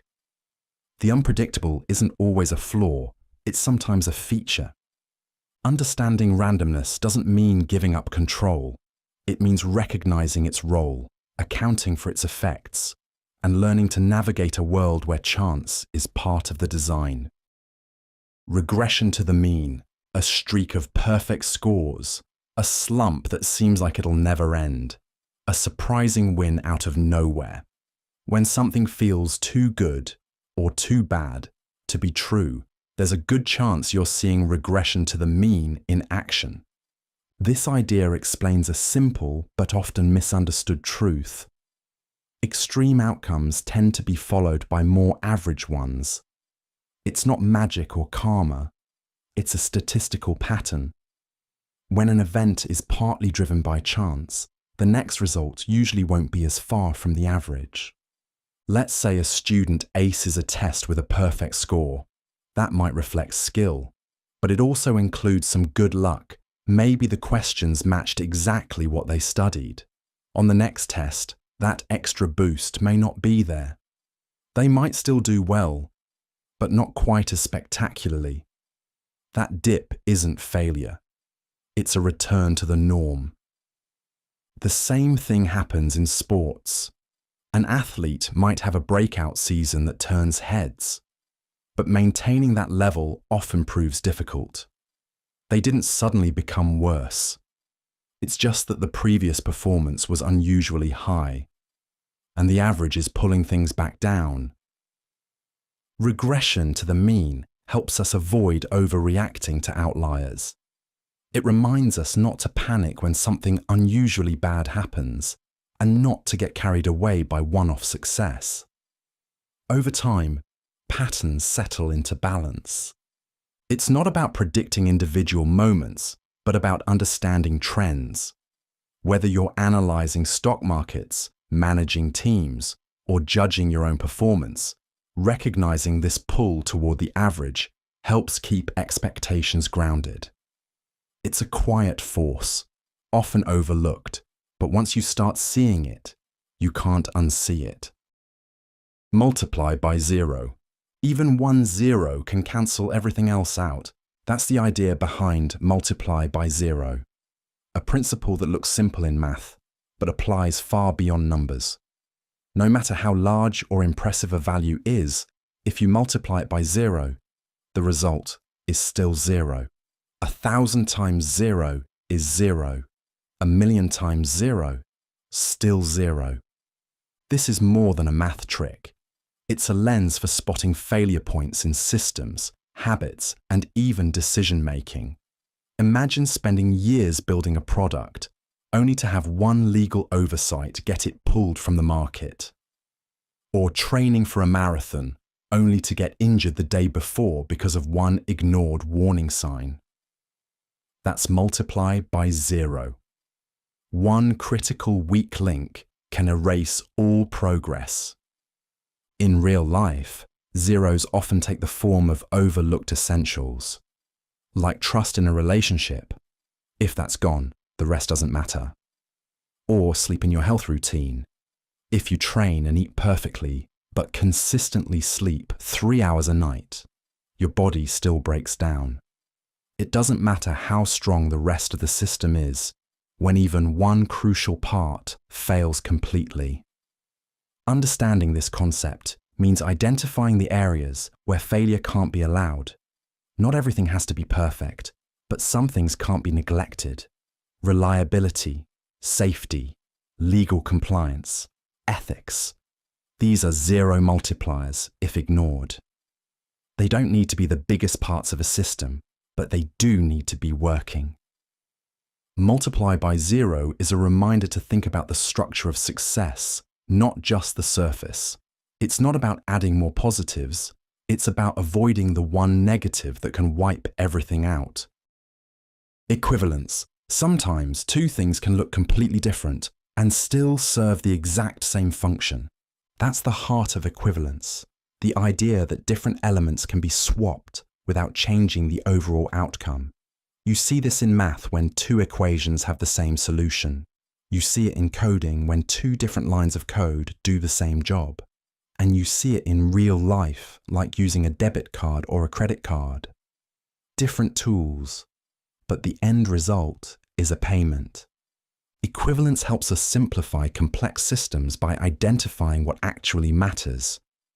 If two parts of a system lead to the same outcome, they're equivalent, even if they look or feel different. This lets us swap things out, reorganize or rethink problems without getting lost in the details. For example, imagine you're building furniture. Whether you use a flathead or a Phillips screwdriver, you're still tightening the screw. One might be more convenient, but both are functionally equivalent. Knowing this saves time and stress. You don't have to search endlessly for a perfect tool if a good enough one does the job. But equivalence doesn't mean everything is interchangeable. There's a difference between what's essential and what's cosmetic. You can replace flour with almond flour in a recipe. That might work. Replace it with sand. Now you're in trouble. The skill lies in knowing what variables you can change without throwing everything off. Understanding equivalence gives you flexibility. It helps you find shortcuts that don't cut corners. It helps you see what's truly necessary and what's just decoration. When used well, it becomes a mental model for creative problem solving, showing that different paths can still lead to the same destination. Surface area. How much you touch the world and how much the world touches you often comes down to surface area. Surface area is a measure of exposure. In science, it refers to how much outer space an object has for interaction. A crushed ice cube, for instance, melts faster than a solid block because more of it is exposed to heat. The same logic applies far beyond physics. In business, surface area might refer to how many customers you serve, how many platforms you're active on, or how many touch points you have with the market. More surface area can mean more opportunity for growth, but it also means more places where things can go wrong. In personal life, increasing your surface area might look like trying new experiences, meeting more people, or opening yourself up to feedback. This can lead to faster learning, broader perspective, and creative breakthroughs. But there's a trade-off. More exposure also means more risk of failure, rejection, or distraction. Reducing surface area can be powerful too. Think of a submarine. It's built to minimize exposure, keeping internal systems insulated from crushing pressure. In some moments, that's exactly what you need. Tight focus, minimal input, zero distractions. So, the idea of surface area gives us a way to think about interaction versus insulation. Do you want to absorb more or protect more? There's no single answer. It depends on what you're building and what you're protecting it from. Understanding surface area means understanding the points of contact between you and the systems you're part of. It's not about always increasing or decreasing exposure, but about adjusting it intentionally, depending on what you need to grow, adapt, or endure. Global and local maxima. In problem solving and decision making, the concept of global and local maxima helps explain why good enough can sometimes keep us from discovering what's truly better. A local maximum is a peak, just not the highest one. It's a point where things seem optimal from your current position, but there could be a higher peak somewhere else on the map. Imagine you're hiking in fog. You climb a hill and reach the top. It feels like success. But because your view is limited, you don't realize there's a much taller mountain just beyond your field of vision. That's the difference between a local and a global maximum. This concept shows up in everything from software optimization to career planning. A company might settle on a decent product design because it works well enough. But in doing so, they may overlook an entirely different approach that could have worked even better. Likewise, someone might stick with a familiar routine because it brings predictable results, even if it caps their long-term growth. The challenge is that moving toward a global maximum sometimes means stepping down first, letting go of a good option in order to explore riskier terrain. That dip can feel uncomfortable. It means leaving behind comfort for uncertainty, at least for a while. But understanding the terrain helps. The idea of global and local maxima reminds us that improvement isn't always a smooth incline. It's full of false peaks, detours, and recalculations. If we stop too early, we might miss the chance to find something far more rewarding than what we already have. Scarcity. Scarcity is one of the first forces we ever encounter. As kids, it's the toy that everyone wants because only one is left on the shelf. As adults, it's time, energy, or resources, never enough of them, always something to manage. In its simplest form, scarcity just means limited supply. When something is scarce, its value tends to go up. If there are only a few concert tickets left, people scramble to buy. If there's only one job opening, competition spikes. Scarcity creates urgency, and urgency shapes behavior. Economics is built on this principle. Our wants are endless, but our means are limited. So every decision is a trade-off. When we spend money or time on one thing, we're giving up something else. Scarcity forces choice, and choice drives systems.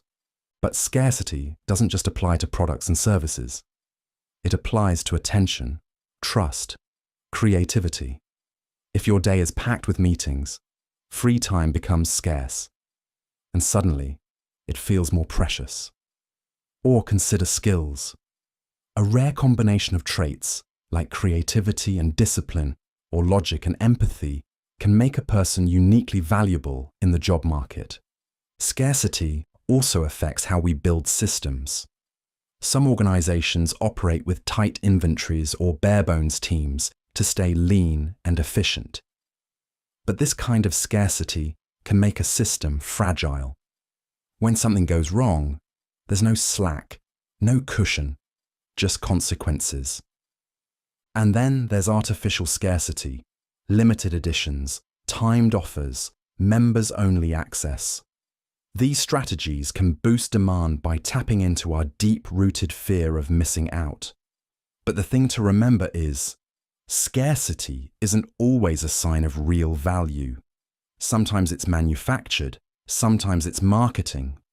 Understanding scarcity, real or perceived, helps us see how it influences choices, competition, and even our sense of what matters. Supply and demand. Prices don't just appear out of thin air.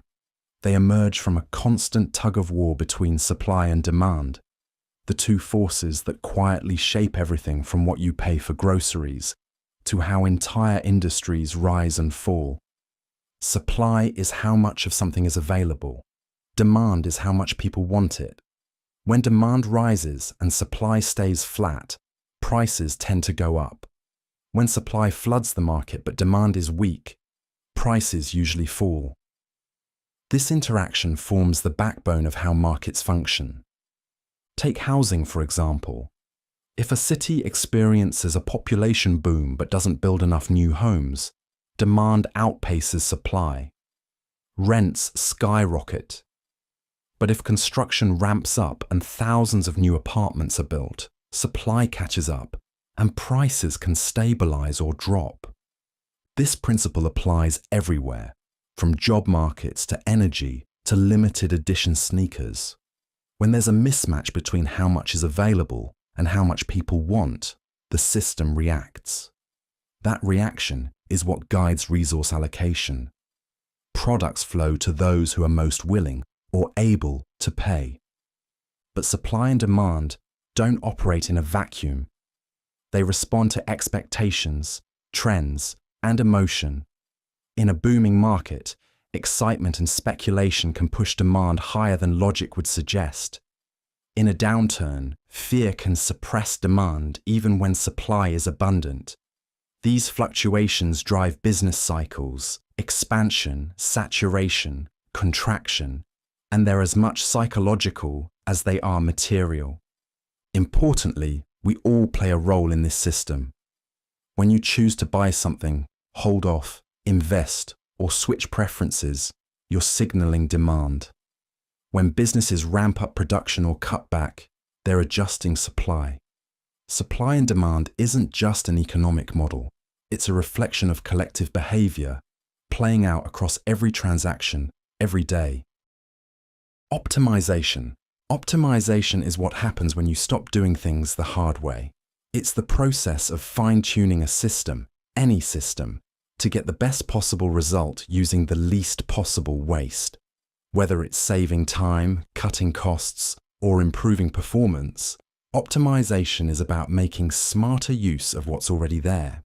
At its core, optimization means finding the most efficient path to a goal. It's used everywhere, from engineers reducing fuel use in rockets to someone figuring out the quickest route through rush hour traffic. If you've ever rearranged your morning routine to save 10 minutes, you've already used it. In business, Optimization can mean streamlining operations, automating tasks, or reallocating resources. In health, it might involve adjusting a diet or workout plan to get better results without burning out. And in tech, algorithms constantly optimize data flow, user experience, and even ad targeting. But optimization has limits. If you focus only on making something faster or cheaper, you might overlook things like reliability, resilience, or long-term value. That's when over-optimization becomes a trap. For example, a company that cuts too many safety checks to save time might see short-term gains, but at the cost of long-term stability. There's also the danger of optimizing for the wrong goal. If you optimize social media content only for clicks, you might end up with headlines that grab attention but deliver little value. The system becomes efficient at doing the wrong thing. True optimization isn't just about speed or numbers. It's about aligning effort with purpose, finding the sweet spot where effort, quality, and outcome meet. When used wisely, optimization helps us get more out of less, spot what's working, and sharpen what isn't. It turns guesswork into strategy and chaos into control. Trade-offs. Trade-offs are built into everything we do. You only have so much time, money, or energy, and every decision you make comes at the expense of something else. Whether you notice it or not, every choice is a negotiation. At its simplest, a trade-off is when you give up one thing to gain another. If you spend your evening relaxing, that's time you're not spending working. If you pour resources into speed, you might sacrifice quality. It's the rule behind every tough decision. You can't have it all at once. In economics, this idea is captured by opportunity cost, what you miss out on when you pick one option over another. But trade-offs aren't just about efficiency or dollars. They're also emotional, creative, and deeply personal. A demanding career might bring prestige, but leave little time for family. A simple lifestyle may cost you luxury, but bring peace of mind. There's no universal formula for the right choice. It depends on what you value. You'll see trade-offs everywhere. In product design, where a phone can be fast, cheap, or durable, but usually not all three. In relationships, where compromise means letting go of some preferences for the sake of connection. Even in daily routines, like choosing between more sleep or more time to prepare in the morning. What makes trade-offs powerful isn't just recognizing that they exist. It's learning to navigate them wisely. That means understanding your priorities, knowing what really matters, and accepting that every gain comes with a cost. There's no avoiding trade-offs, but by acknowledging them and approaching them with intention, you gain clarity. You stop chasing everything and start choosing better. Not perfect, just better. That's how progress works, and that's how we build a life that actually fits. Specialization. Specialization is what happens when you stop trying to do everything and start getting really good at one thing.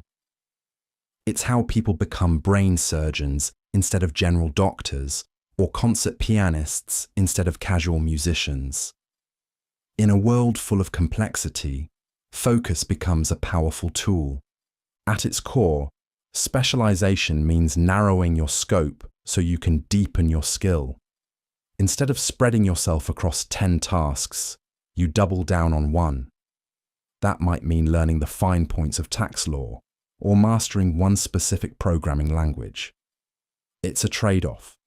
By going deep in one area, you give up breadth in others. The benefit is efficiency.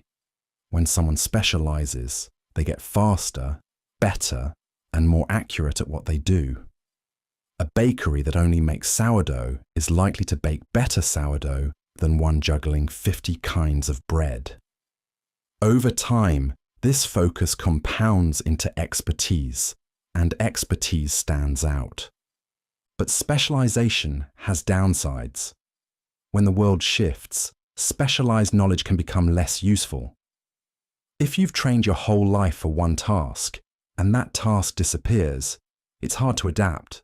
That's why flexibility still matters. Many breakthroughs happen at the edges, where different fields meet. A biologist who understands data science, or a designer who knows psychology, can see things others miss. So the real art of specialization isn't just going deep. It's knowing how and when to look sideways. The goal is to be rooted in one area while staying open to influence from others. Specialization builds mastery, but mastery doesn't mean isolation. It means choosing where to dig and knowing how to connect what you find. That's how individuals push boundaries, solve hard problems, and make a lasting impact. Interdependence. Interdependence is everywhere. You just have to zoom out far enough to see it. From the food on your plate to the phone in your pocket, nearly everything you touch exists because countless people, systems, and processes work together behind the scenes. Interdependence means mutual reliance. It's when different parts of a system depend on one another to function well. In nature, it's the relationship between bees and flowers. In cities, it's the link between workers, businesses, infrastructure, and governance. In daily life, it's how families, friends, and co-workers support one another in ways that often go unnoticed. No one grows all their food, builds their home, manufactures their clothes, and repairs their own technology. And no business survives in a vacuum. Supply chains, customers, and collaborators form an ecosystem of constant give and take. Even nations with strong economies rely on others for resources, labor, and trade. Interdependence is not a sign of weakness. It's a feature of complex systems. This kind of connectivity can create strength through collaboration. When people or groups coordinate well, they can achieve more than they ever could alone. That's how global teams build software, or how hospitals run with help from hundreds of roles working in sync. But interdependence also brings risk. A delay in one part of the system can disrupt the rest. That's why building trust and flexibility into relationships is so important. On a personal level, interdependence shapes how we live. Relationships thrive not from total independence, but from a healthy balance of autonomy and support. We rely on others, and they rely on us. The goal isn't to eliminate dependence, but to manage it wisely, acknowledging that our connections, when chosen carefully and nurtured well, can make us stronger, not weaker. Efficiency. Efficiency is about making things work, faster, smoother, and with less waste. It's what turns long lines into short ones, complex workflows into simple steps, and chaos into order. Whether you're cooking dinner, running a business, or writing code, efficiency is what helps you get more done with fewer resources. At its core, efficiency means achieving a desired outcome with the least input, less time, less energy, less money. It's the opposite of spinning your wheels. A well-organized toolbox lets a mechanic work faster. A streamlined assembly line lowers costs. A clean calendar helps you focus. Efficiency isn't always flashy, but it's powerful. But efficiency isn't just about speed. It's about doing the right things in the right way. You can be fast and still wasteful if you're chasing the wrong goal. True efficiency includes effectiveness. That means prioritizing tasks that matter and letting go of distractions that don't. It's about asking, what's worth optimizing? However, efficiency comes with trade-offs. Over-optimize a system, and it may lose its resilience. A factory might run lean with no backup supplies, but a single disruption can shut it down. A company might cut headcount to save costs, only to find it can't respond when demand surges. Perfect efficiency leaves no slack, and sometimes a little slack is what keeps things stable. That's where long-term thinking matters. Short-term efficiency can weaken your ability to adapt. Leaving room for redundancy, backup plans, and flexibility can seem inefficient in the moment, but it's often the best insurance against surprise. Efficiency, then, is not a race to the bottom. It's a thoughtful balance, simplifying where you can, streamlining what matters, and preserving enough space to handle what's next. Debt. Debt is borrowing from the future to solve a problem today. It can open doors or lock them shut, depending on how it's used. A loan can fund a college education, a new business, or a first home. It can be the boost that turns potential into progress. But every borrowed dollar comes with a promise. You'll pay it back, often with interest. At its core, debt is an exchange of time. You're choosing to bring forward the benefit of something now, in return for smaller sacrifices stretched out over time. That's not always a bad trade. In fact, most modern economies run on this principle. Governments borrow to build infrastructure. Companies borrow to grow. Individuals borrow to invest in their futures. But debt comes with weight. The more you owe, the less flexible you become. An unexpected emergency, a missed paycheck, or rising interest rates can turn a manageable debt into a mounting burden. And not all debt is financial. You can owe time, energy, or emotional bandwidth. Promises, favors, and even delayed rest, like sleep debt, can pile up in similar ways. The risk with debt is that it assumes stability.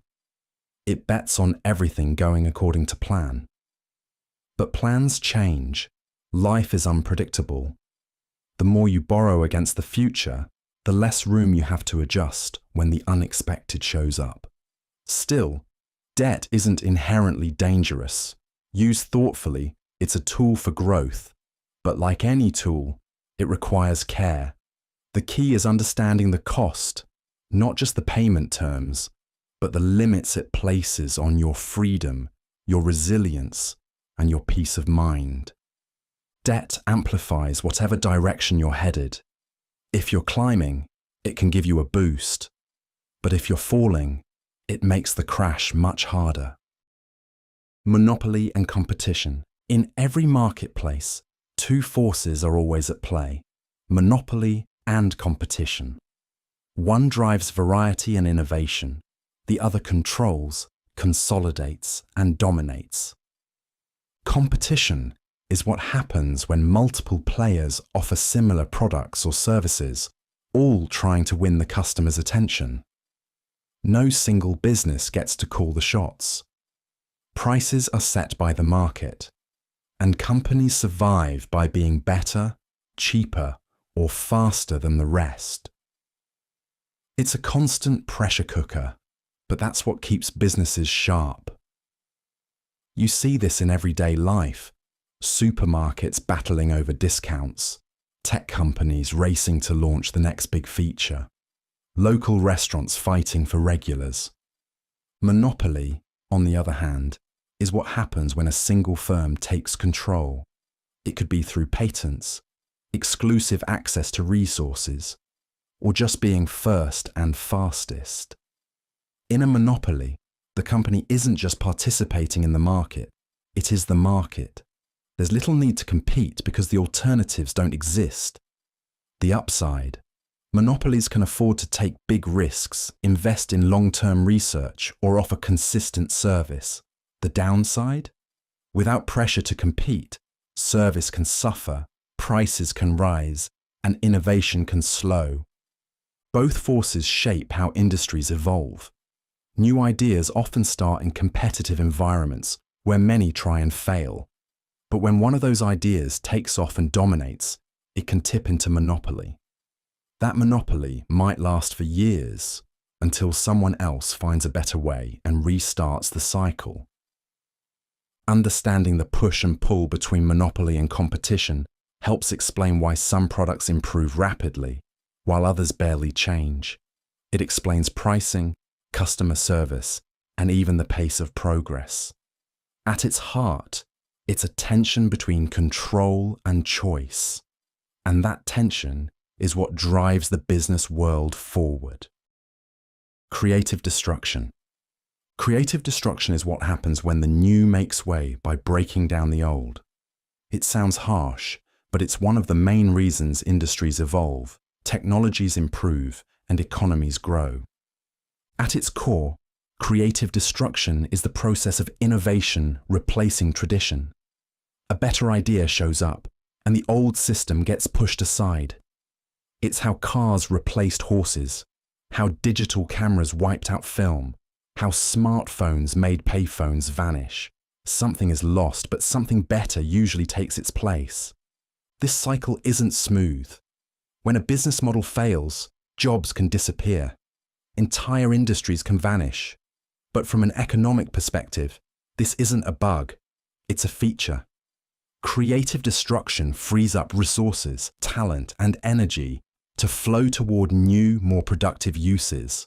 The rise of ride-sharing apps didn't just hurt taxi companies, it also gave millions of people flexible ways to earn income. The tricky part is that this kind of change doesn't ask for permission. It happens whether we're ready or not. Companies that rest on past success get caught off guard. Blockbuster didn't adapt fast enough. Kodak invented the digital camera, but hesitated to act. And while the cost of destruction is real, the failure to innovate can be even more damaging in the long run. Creative destruction is a constant cycle. New ideas start small, challenge the status quo, and, if they prove useful, grow fast. It keeps markets competitive and prevents stagnation. In a way, it's the economy's immune system, tearing down what no longer works to make space for what might. It's a messy process, but without it, progress slows, systems decay, and opportunities dry up. Creative destruction might be uncomfortable, but it's also what keeps everything moving forward. Gresham's Law. Gresham's Law is one of those ideas that starts with money, but quickly reveals something deeper about human behavior. It's the principle that bad money drives out good. In simple terms, when two types of money are treated as equal in value by law, but one is actually worth more, people tend to hoard the good one and spend the bad one. Over time, the good money disappears from circulation. Imagine you're living in a time when both silver coins and paper notes are accepted as currency. The silver has real metal value, while the paper just has a promise. Which one are you more likely to hold on to? Most people would keep the silver and spend the paper. That's Gresham's Law in action. But this idea doesn't stop at coins. It applies to any system where quality competes with convenience. In a marketplace, when low-quality goods are sold for the same price as high-quality ones, people save the good stuff and flood the market with the bad. Over time, the average quality drops. It can happen in lending too. Risky loans crowd out responsible ones because they offer faster returns. In conversations, loud opinions drown out thoughtful ones. In organizations, cutting corners can become the norm if it saves time or money, until standards quietly slip away. Gresham's Law shows how systems can decay when there's no strong feedback loop to protect quality. If we can get away with offering less and receiving the same reward, many will. The good gets sidelined, not because it's useless, but because it's too valuable to risk. Understanding this pattern helps explain why certain industries decline, why trust erodes, and why genuine quality so often feels rare. It's not just an economic rule, it's a warning worth paying attention to. Bubbles. Bubbles happen when excitement outpaces reality. In financial terms, A bubble is when the price of something, stocks, real estate, cryptocurrency, soars far above its actual worth. And it doesn't stop because people think it might be overvalued. It keeps rising because everyone believes someone else will pay even more tomorrow. At first, it looks like opportunity. Early investors make quick profits. News spreads. More people pile in. The price goes up because it's going up, not because anything real has changed underneath. This is how bubbles inflate, fueled by momentum, optimism, and a deep fear of missing out. But bubbles aren't just about money. They're about psychology. When everyone around you is profiting, sitting out starts to feel like a mistake. Rational judgment gets replaced by group enthusiasm. People convince themselves that the old rules don't apply, that this time is different, until it isn't. Eventually, something triggers doubt. Maybe the first few people sell. Maybe bad news breaks. And because the price was built on belief rather than value, the reversal is sudden. When that belief fades, demand vanishes, and the collapse is fast. The bubble bursts. The dot-com crash, the housing market collapse, even the tulip mania of the 1600s, all follow this same pattern. Rising optimism, mass participation, then sudden panic. But interestingly, bubbles also drive progress. They fund experiments, build infrastructure, and push technology forward. Many innovations owe their start to these frenzied booms. Still, bubbles remind us that markets aren't purely logical. They reflect human emotion just as much as economic fundamentals. The trick is knowing when excitement is leading the way, and when it's time to step back before the pop. Audience. An audience might seem passive, people watching, listening, reading, but in reality, they're part of the performance. The audience isn't just receiving something, they're completing it. Every film, book, painting, or song reaches its full form only when someone engages with it. Without them, the work is unfinished. At its core, the concept of audience is about interpretation. A single message can land in 100 different ways, depending on who's receiving it. A comedian's joke might make one person laugh and another wince. A movie scene might be inspiring to one and cliché to another. The audience brings their own experiences, beliefs, and emotions, and these shape the meaning. That's why creators pay so much attention to who they're speaking to. Understanding your audience means understanding how to be heard. It's the reason a teacher changes tone for second graders versus college students. It's why companies tailor ads differently for teenagers and retirees. The message might be the same, but the packaging changes. But there's a balance. Cater too much to your audience, and the message loses authenticity. Ignore them entirely, and it risks irrelevance. The best communicators keep both in mind. They know when to challenge and when to resonate. Audience awareness isn't just for artists or marketers.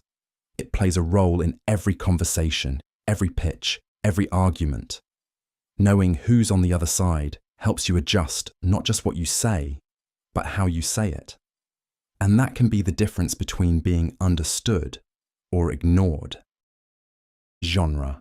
Genre is the silent agreement between the creator and the audience. Without saying a word, it sets expectations. A book with dragons and spells cues us for fantasy. A film with courtroom tension tells us it's a legal drama. Genre is the shortcut that helps us navigate the infinite sea of stories and styles. At its core, genre is a system of patterns. These patterns tell us what to expect, whether it's a structure, a mood, or a set of familiar tropes. A horror movie builds dread. A romantic comedy brings charm and resolution. These aren't just formulas, they're frameworks. They offer both guidance and boundaries. For creators, genre is both a tool and a challenge. On one hand, It provides a structure to build from. On the other, it sets limits. Stick too closely to the formula, and the work risks feeling stale. Break the rules too much, and it might not make sense to the intended audience. The trick is to find the balance, to honor the form while bending it just enough to feel original. Genres also evolve. What used to define a category changes over time. The science fiction of the 1950s, filled with aliens and rocket ships, gave way to philosophical explorations of identity and consciousness. Genres split, merge, and reinvent themselves. Today, many of the most compelling works sit between genres, borrowing freely to create something new. For the audience, genre helps us choose. It helps us decide what kind of experience we're looking for. And for artists, it's a way to connect, signaling not just what a work is, but how it should feel. Genre, at its best, is a shared language. Not a cage, but a launchpad. Contrast. Contrast is what makes anything stand out. Whether it's a bold color on a blank wall or a quiet moment in a noisy crowd, our brains are hardwired to notice differences. Without contrast, everything blends together. Nothing catches your eye, nothing holds your attention. It's the differences, not the similarities, that create impact. In visual design, contrast helps organize information. A black headline on a white page is easy to read because the contrast is high. If the text were light grey on white, it would feel harder to process. The same goes for shapes, sizes, and spacing. A single large object surrounded by smaller ones draws your eye first. It's a natural instinct. But contrast isn't limited to visuals. In music, a slow build makes a sudden drop hit harder. In storytelling, a quiet scene can make the chaos that follows feel more intense. A happy ending means more after a painful struggle. Without the lows, the highs wouldn't feel as high. Contrast also helps clarify ideas. Comparing two opposing perspectives makes each one easier to understand. When one character in a story is cautious and the other reckless, their personalities become more vivid through the comparison. It's contrast that gives them shape.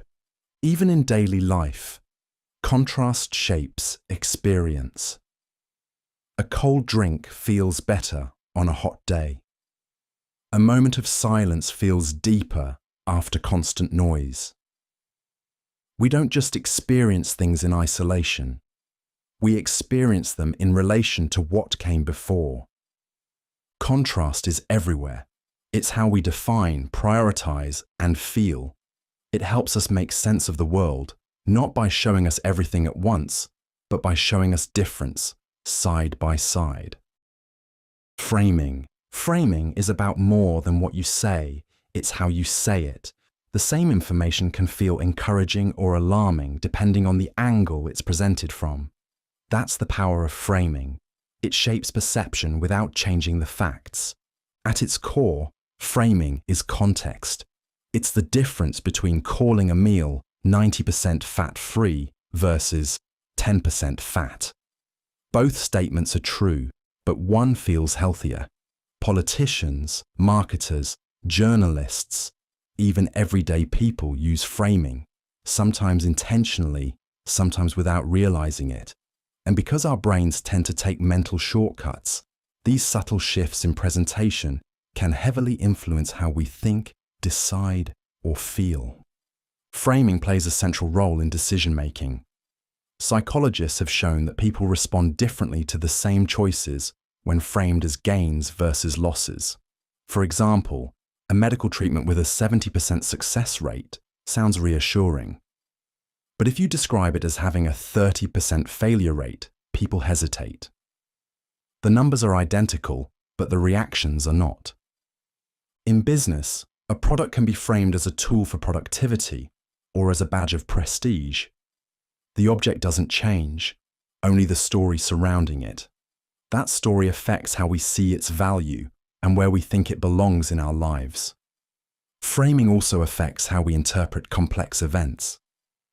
Headlines can frame a protest as a public disturbance or a fight for justice. The words guide how we judge the situation, often before we consciously process what happened. We all use mental frames, shaped by culture, experience, and belief, to make sense of the world. But these frames are not fixed. Recognizing how framing works helps us ask better questions, think more clearly, and communicate more thoughtfully. Because often, the frame makes more impact than the picture itself. Rhythm. Rhythm is everywhere. You feel it in your steps, in your breath, in the ticking of a clock. It's not just part of music, it's how we organize time, movement, and experience. In music, rhythm is the structure that holds everything together. It's the beat you tap your foot to, the pulse that lets different instruments play in sync. Whether it's a steady drum pattern or a complex jazz groove, rhythm gives music its shape. Without it, notes lose their timing, and emotion loses its punch. But rhythm isn't limited to sound. It's a principle that shows up across many aspects of life. In language, for example, rhythm helps create impact. The pacing of a speech, the pauses between lines, the meter of a poem. These aren't just stylistic choices. They guide attention, build tension, and influence how we feel and remember what's being said. Even in visual art, rhythm matters. Repetition, spacing, and flow guide the viewer's eye across a painting or a photograph. Designers use visual rhythm to control how we experience a piece, from calm and balanced to fast and chaotic. Daily routines also follow rhythms: work and rest, activity and recovery, focus and distraction. They form cycles that repeat over time. When your rhythms are stable, life feels manageable. When they're disrupted, even simple tasks can become overwhelming. What makes rhythm powerful isn't just its regularity, but its contrast. We notice the beat because of the silence between notes. We recognize a pattern because it deviates just enough to stay interesting. Rhythm is how we turn moments into meaning and chaos into something we can follow. Melody. Melody is what we carry with us long after the music stops. It's the part we hum without thinking, the tune that loops in our heads while walking down the street or waiting in line. More than any beat or chord, it's melody that sticks. Because melody is how music tells a story. At its core, a melody is just a sequence of notes, arranged in time. But what makes one melody forgettable and another unforgettable comes down to shape, rhythm, and emotional movement. It might rise gradually, creating a sense of hope. It might fall slowly, evoking loss or reflection. A melody can leap unpredictably or flow smoothly, depending on the feeling it aims to express. We often don't realize how naturally our brains respond to melody. We recognize patterns, anticipate resolutions, and notice when something feels off. This sense of musical direction, of tension and release, is what makes a melody feel alive. It's not just sound, it's motion. It has a beginning, a journey, and an end. Importantly, melody isn't confined to any single culture or time period. Whether it's a folk song from centuries ago or a chart-topping pop single, the emotional logic of melody remains largely the same. People respond to it, often without needing to know the lyrics or background. A good melody crosses borders without needing to explain itself. It's also one of music's most personal elements. The same melody can make one person nostalgic and another joyful. That emotional ambiguity is part of its power. Melody speaks the way a glance or a gesture might, without words, but full of meaning. In the noise of everyday life, melody is one of the clearest ways we connect. to music, to memory, and to each other. Representation. Representation is how we turn the world into something we can understand. Whether it's a roadmap, a photo, or a word on a page, representation is the act of standing in for something else, something more complex, more detailed, or more abstract than we can process all at once. When you look at a subway map, you're not seeing the city's actual geography. You're seeing a simplified model designed to help you navigate. The same is true for most of what we interact with: diagrams, signs, language, art. We use these tools to shrink reality into something we can carry in our minds. But every representation makes choices. It keeps some things and leaves others out. A graph might highlight trends while hiding outliers.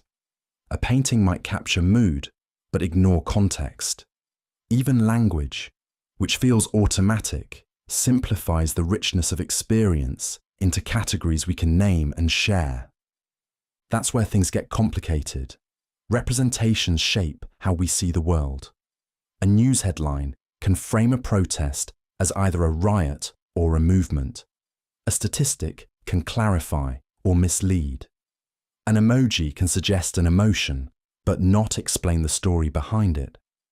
These choices, what's included, what's left out, can have real consequences. Representation also has power beyond communication. It can influence how people see themselves and each other. Seeing someone like you in a film, a book, or a position of authority can affect what you believe is possible, and the absence of that representation can do the opposite. At its core, representation isn't just about describing reality. It's about shaping how we think, feel, and act within it. It's one of the most basic tools we use to make sense of the world and to decide what kind of world we want to live in. Plot. A plot is what turns a collection of events into a story. Without it, all you have are disconnected scenes. With it, you get momentum, a reason to keep turning the page or watching the screen. Plot gives structure to storytelling. It links cause and effect, decision and consequence, challenge and growth. At its simplest, a plot is a sequence. Something happens, and because of that, something else happens. It's the chain reaction that drives the story forward. A character makes a choice. That choice leads to consequences, and those consequences force the next move. This chain continues until the story reaches some kind of resolution, whether it's a win, a loss, or something in between. But plot isn't just a checklist of events. What gives it life is conflict. Conflict creates stakes. It forces characters to act, to adapt, and to reveal who they are under pressure. This could be a fight against an enemy, a struggle with nature, a clash with society, or an internal battle with fear or guilt. Whatever form it takes, conflict is what makes the story matter. A good plot doesn't just change the situation, it changes the character. Through the course of events, the character is tested. They confront problems that require them to grow or fail trying. That transformation is what makes a plot feel satisfying. The best stories end with someone who isn't the same as when they started. Plot also shapes how we make sense of our own lives. We tell ourselves stories to explain why things happen, where we're going, and who we are. The plots we create in our minds influence our actions, just like the ones we watch in movies or read in books. Understanding plot means understanding the mechanics behind how stories work and why they're so powerful. Character. Character is what turns a name on a page into someone we care about. It's what makes stories feel human. Plot tells us what happens, but character tells us why it matters. Every great story depends on someone the audience can understand, follow, and feel something for, even if they disagree with their choices. At its most basic level, a character is a person, or something personified, driven by wants, fears, and beliefs. These motivations influence what they do, how they react, and what kind of path they take through the story. A brave character tackles a challenge head-on. A fearful one hesitates. A selfish one might put others at risk, while a loyal one sacrifices themselves. The way a character behaves under pressure gives the audience insight into who they are. But characters aren't just defined by traits. They're defined by change. A compelling character doesn't just move through the plot. They're affected by it. The best stories show a transformation, whether it's a moral awakening, a slow descent, or a hard-won lesson. This change makes the story feel like it went somewhere meaningful. Characters also give structure to stories. Conflict happens when a character's goals meet resistance. Their choices shape the direction of the plot, and their reactions add emotion to every twist. A story about survival feels different when told through the eyes of a soldier, a child, or a criminal, not because the situation changes, but because the person does. Understanding character isn't just about fiction. In real life, we build narratives around people the same way. We watch actions, look for patterns, and try to predict what someone will do next. Whether on the screen or in the real world, character helps us make sense of behavior, relationships, and decisions. It's how we turn people into stories, and stories into something worth remembering. Setting. Where a story takes place can be just as important as what happens in it. That's the role of setting. It's the backdrop, the context, and sometimes even a character in its own right. Setting tells us where we are, when we are, and what kind of world the characters are living in. At the surface level, setting includes location, time period, weather, and atmosphere. But it goes deeper. It also includes the social norms, technologies, politics, and even the emotional tone of a place. A story set during wartime, for example, brings with it a sense of urgency and danger. A story set in a quiet suburb might suggest routine, stability, or underlying tension. Setting shapes the possibilities of the story. It sets the rules. In a high-tech future, a character might solve problems with artificial intelligence. In a historical drama, they're bound by the customs and tools of their time. The same decision can carry wildly different consequences depending on where and when it's made. Good settings also influence how we perceive the characters. A person who thrives in a chaotic city might struggle in a rural town. Someone who appears confident in a crowd might feel lost in solitude. The setting pressures the character, tests them, and reveals who they really are. And it's not a one-way interaction. Characters don't just adapt to their environments, they change them. A new sheriff reshapes a lawless town. A curious child alters the dynamic of a quiet household. Setting and character work together to drive the story forward. In storytelling, setting is more than scenery. It's structure, it's tone, and it's a powerful source of tension and meaning. Understanding it isn't just about imagining a place. It's about seeing how that place shapes every decision, every relationship, and every outcome. Performance. Performance is what happens when preparation meets presence. It's not just about putting on a show.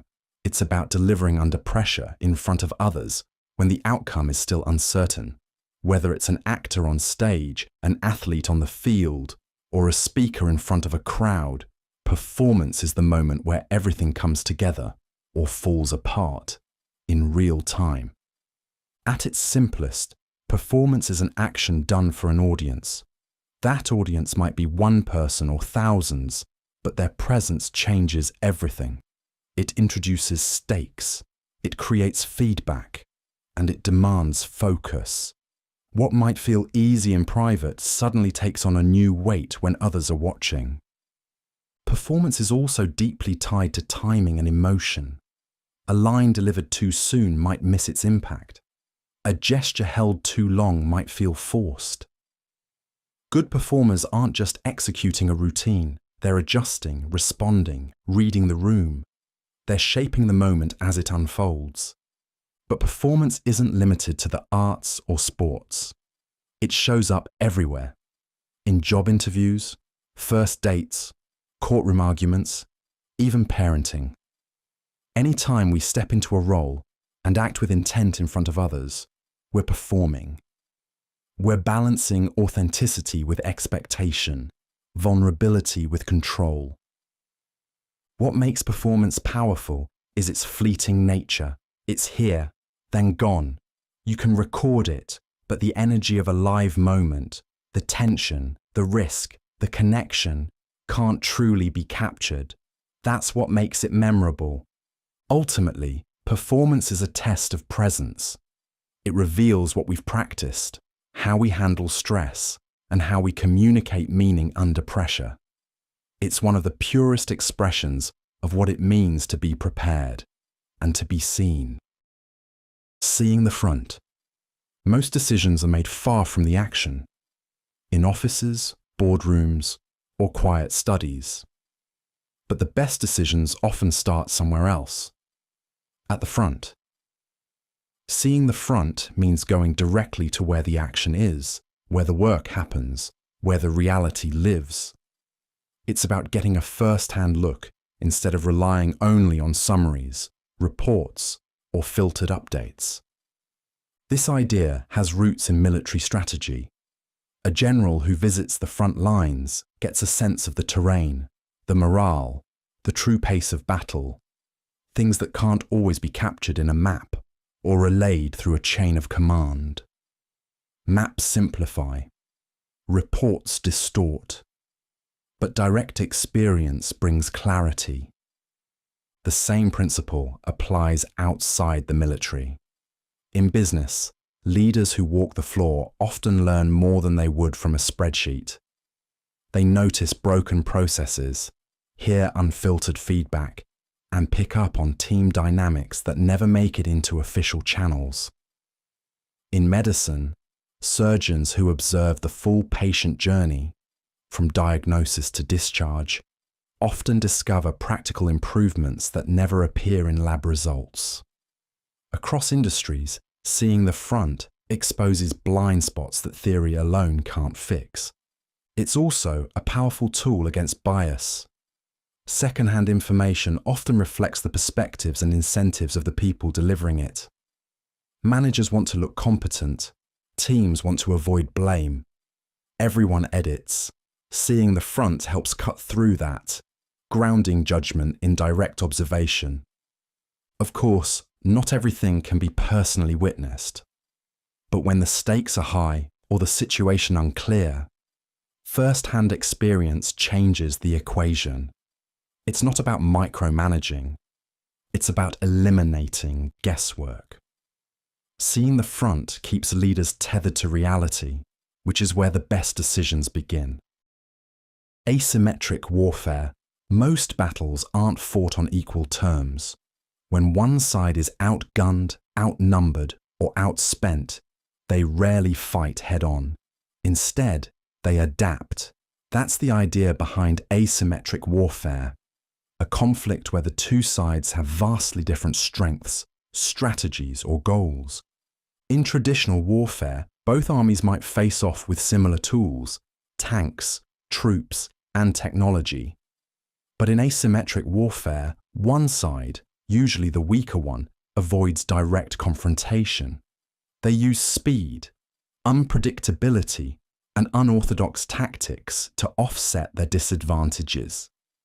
Guerrilla warfare, sabotage, cyber attacks, and terrorism are common tools in this playbook.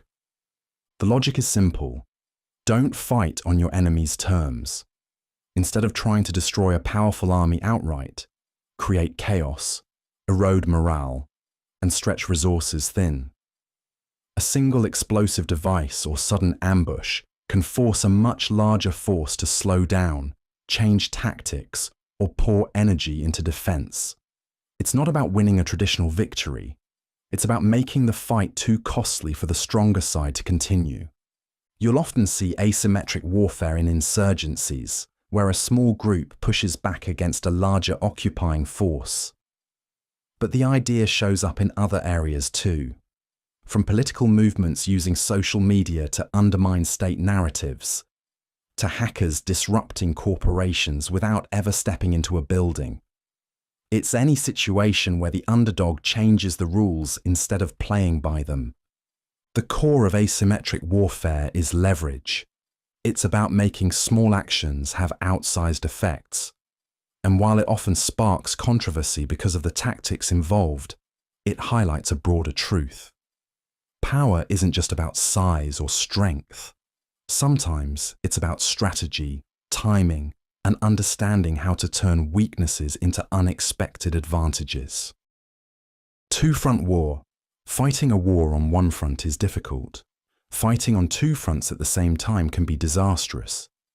The term two-front war describes a situation where a force is forced to divide its attention, energy, and resources between two separate battles, often in different locations, against different enemies.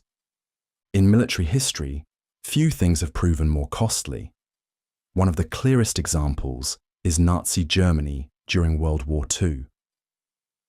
By attacking the Soviet Union, while still battling the Allied forces in the West, Germany stretched itself too thin. Supplies had to be split, troops had to be rotated, and no single front had full support. Eventually, this division played a major role in their defeat. But the idea of a two-front war goes far beyond the battlefield. In business, politics, or even personal life, trying to fight multiple major battles at once can reduce the effectiveness of both efforts. A company that's restructuring internally while also facing aggressive competitors may find neither challenge is handled well. An individual trying to recover from illness while navigating a personal crisis may feel pulled in too many directions. The problem isn't just distraction, it's resource drain. There's only so much energy, attention, and support to go around. A two-front conflict often leads to slower progress, poor decisions, and higher risk of failure on both sides.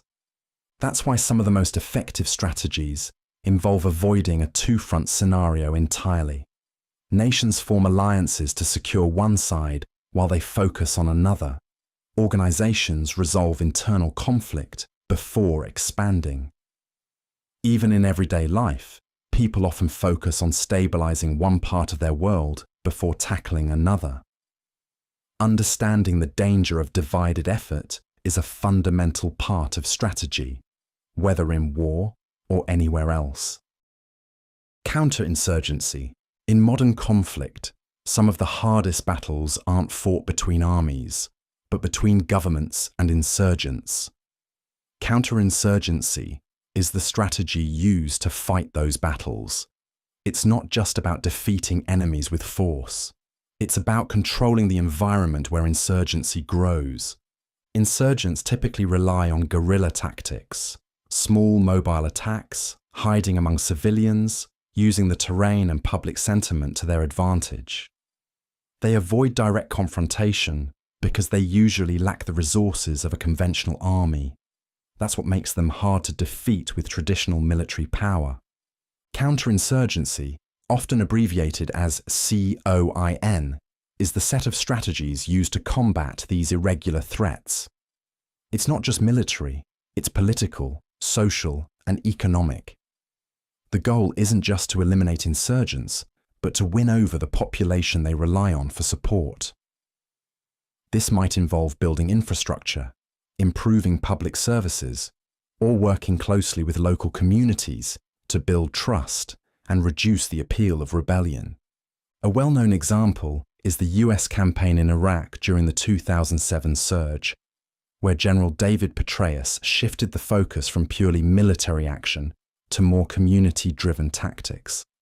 Soldiers patrolled neighborhoods, built relationships, supported reconstruction, and tried to separate insurgents from the people they depended on. The goal was to change the conditions that allowed insurgency to thrive. Counterinsurgency is often slow, difficult, and full of trade-offs. It demands careful coordination, cultural understanding, and constant adaptation. Heavy-handed tactics can backfire, pushing more people into the arms of insurgents. But without action, insurgencies can grow into full-blown civil wars. What makes counterinsurgency unique is that it operates as much in the minds of the people as it does on the battlefield. Success depends not just on defeating an enemy, but on reshaping the environment that gave rise to the conflict in the first place. Mutually assured destruction. If two sides each hold a gun to the other's head, neither wants to pull the trigger first. That's the logic behind mutually assured destruction, a military strategy that emerged during the Cold War, and one that continues to shape global conflict today. At its core, mutually assured destruction, or MAD, is the idea that if two powerful enemies both have the ability to wipe each other out completely, neither will actually use their weapons. Why?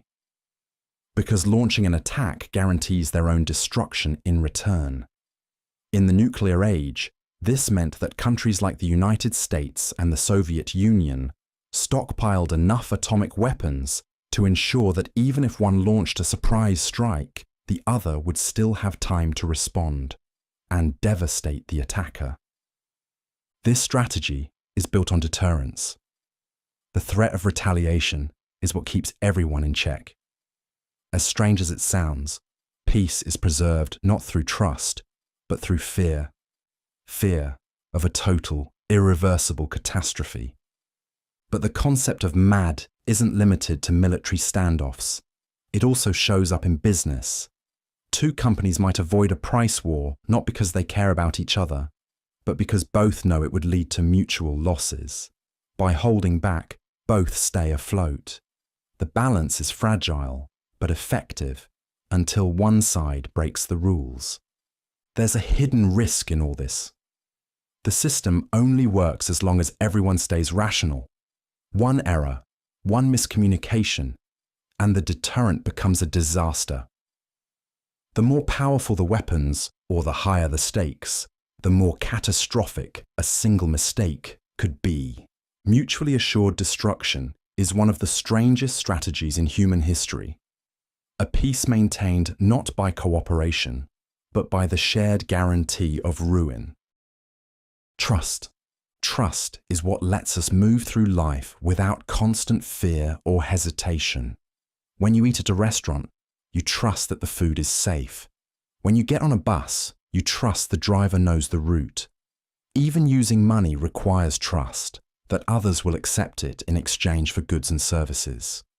In ways both big and small, trust is the invisible glue that holds everything together. At its core, trust is a willingness to rely on someone or something without having full proof. It's a kind of shortcut for decision-making. Without trust, we'd need to personally verify every claim, inspect every object, and test every person. That would be exhausting.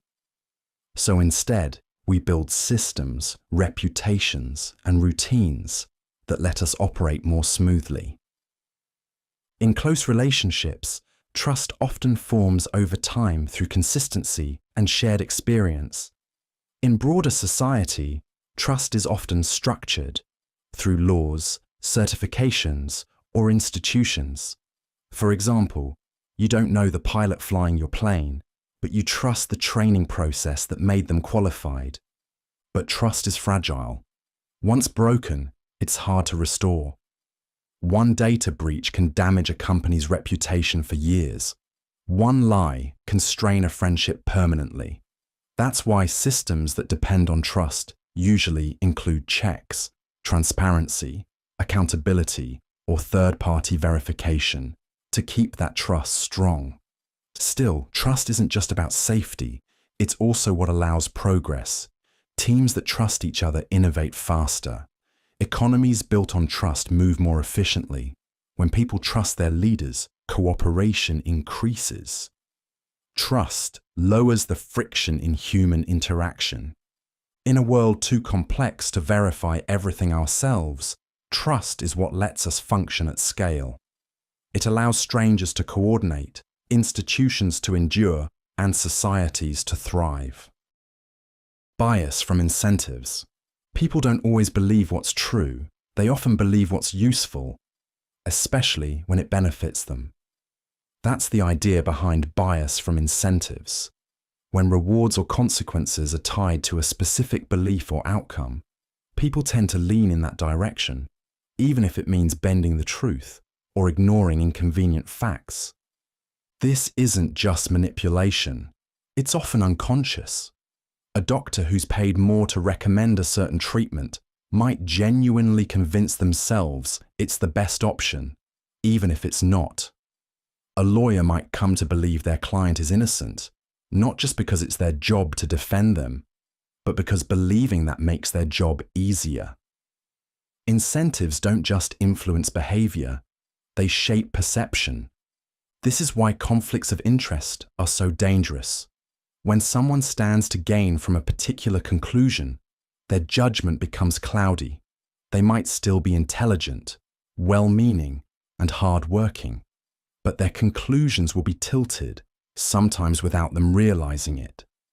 The stronger the incentive, the harder it is to see clearly. And incentives aren't always financial.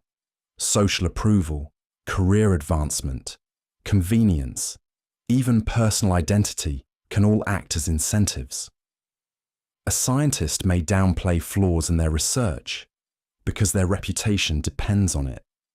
A manager might avoid bad news because it threatens their image of control.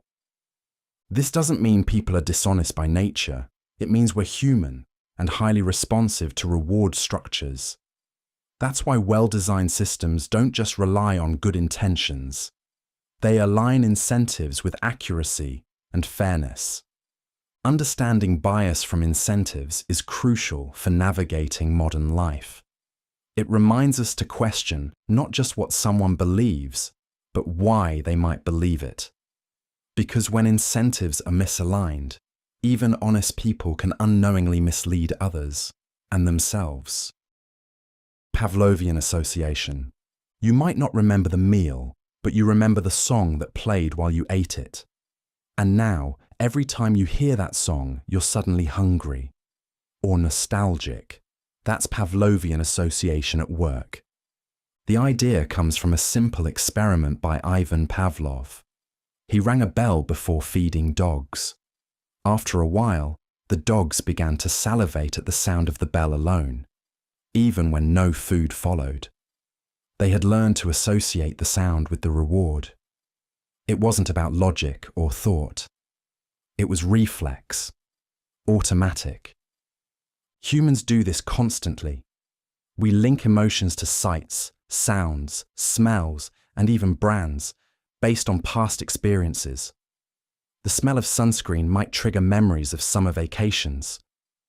The ding of a notification can cause a spike of anxiety, not because of what's in the message, but because of what similar messages brought in the past. This is more than a psychological quirk. It shapes behavior. Politicians wear certain colors or play certain music to trigger emotional responses. Advertisers pair products with attractive visuals or catchy jingles to build positive associations. And on a personal level, we often react to people or situations based on history, not current reality. The important thing is, the response doesn't require current reasoning. You don't have to think your way into a reaction. The pattern fires automatically. Over time, repeated pairings build strong mental links, sometimes helpful, sometimes not. A student might feel nervous just walking into a classroom not because of that day's lesson, but because of the stress they felt there before. Pavlovian association helps us learn quickly, but it also means our environment can program us in subtle ways. Recognizing how these associations form is key to understanding how our minds respond, often without us realizing it. Tendency to feel envy and jealousy. Envy doesn't need an explanation. It's that subtle sting when someone else gets what you wanted, whether it's praise, money, beauty, or success. It's built in, and it affects more of our choices than we like to admit. The tendency to feel envy and jealousy is one of the most ancient and powerful social instincts humans have. It likely evolved as a survival mechanism. In early tribes, resources were limited, and fairness often meant survival. If one person got significantly more food, mates, or attention, others would naturally start to compare and feel resentment. These feelings weren't just emotional, they motivated action. Even today, envy plays out in small and large ways. A co-worker gets a raise and suddenly you're questioning your own worth. A neighbor buys a new car and yours suddenly feels inadequate. The objects haven't changed, but the context has, and that's the key. Envy thrives in comparison.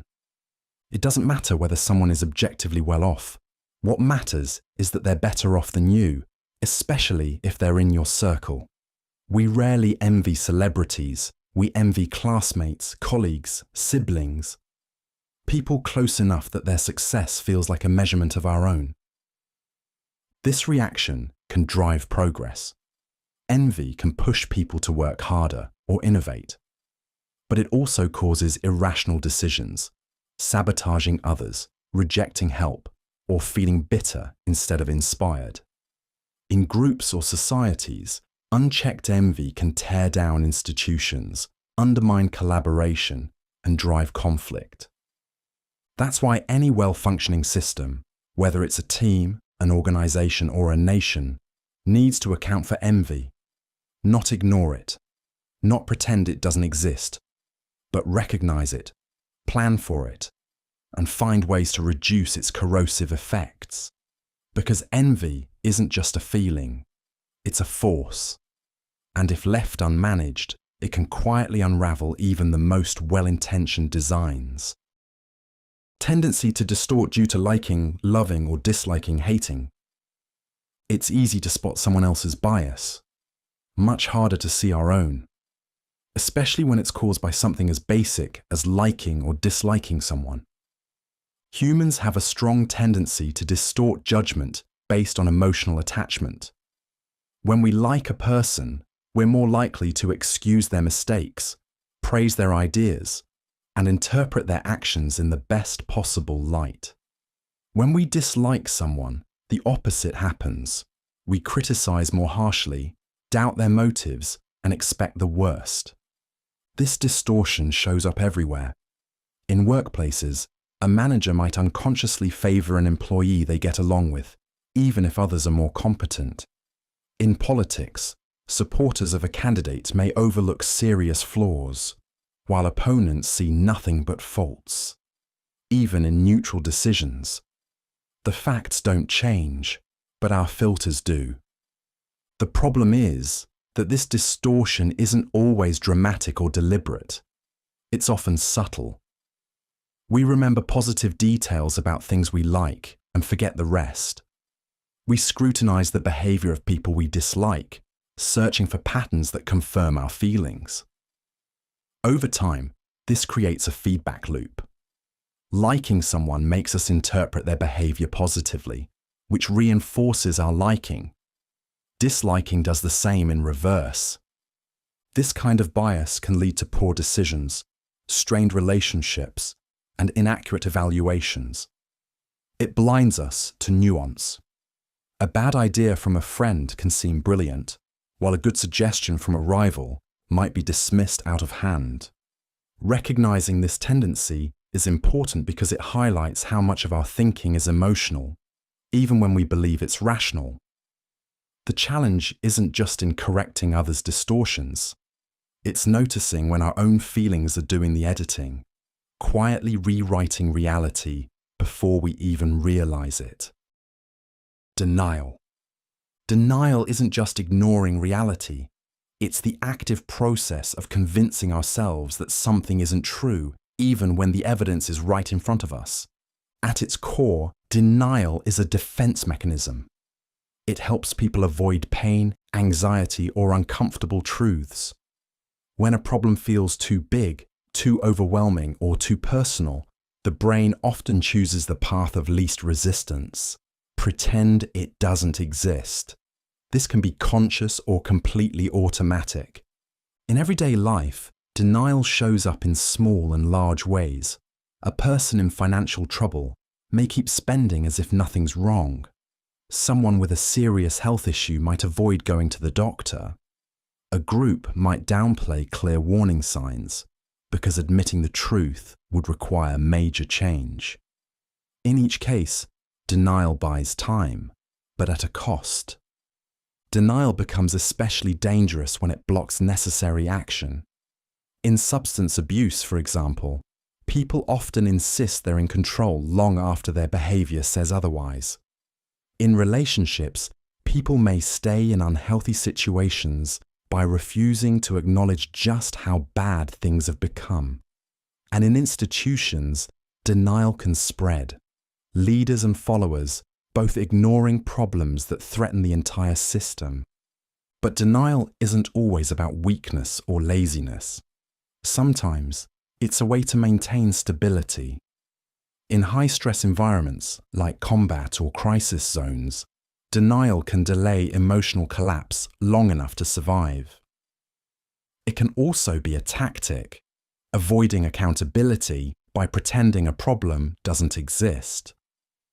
Still, the longer denial continues, the harder the crash usually is. Because the truth doesn't go away, it just waits.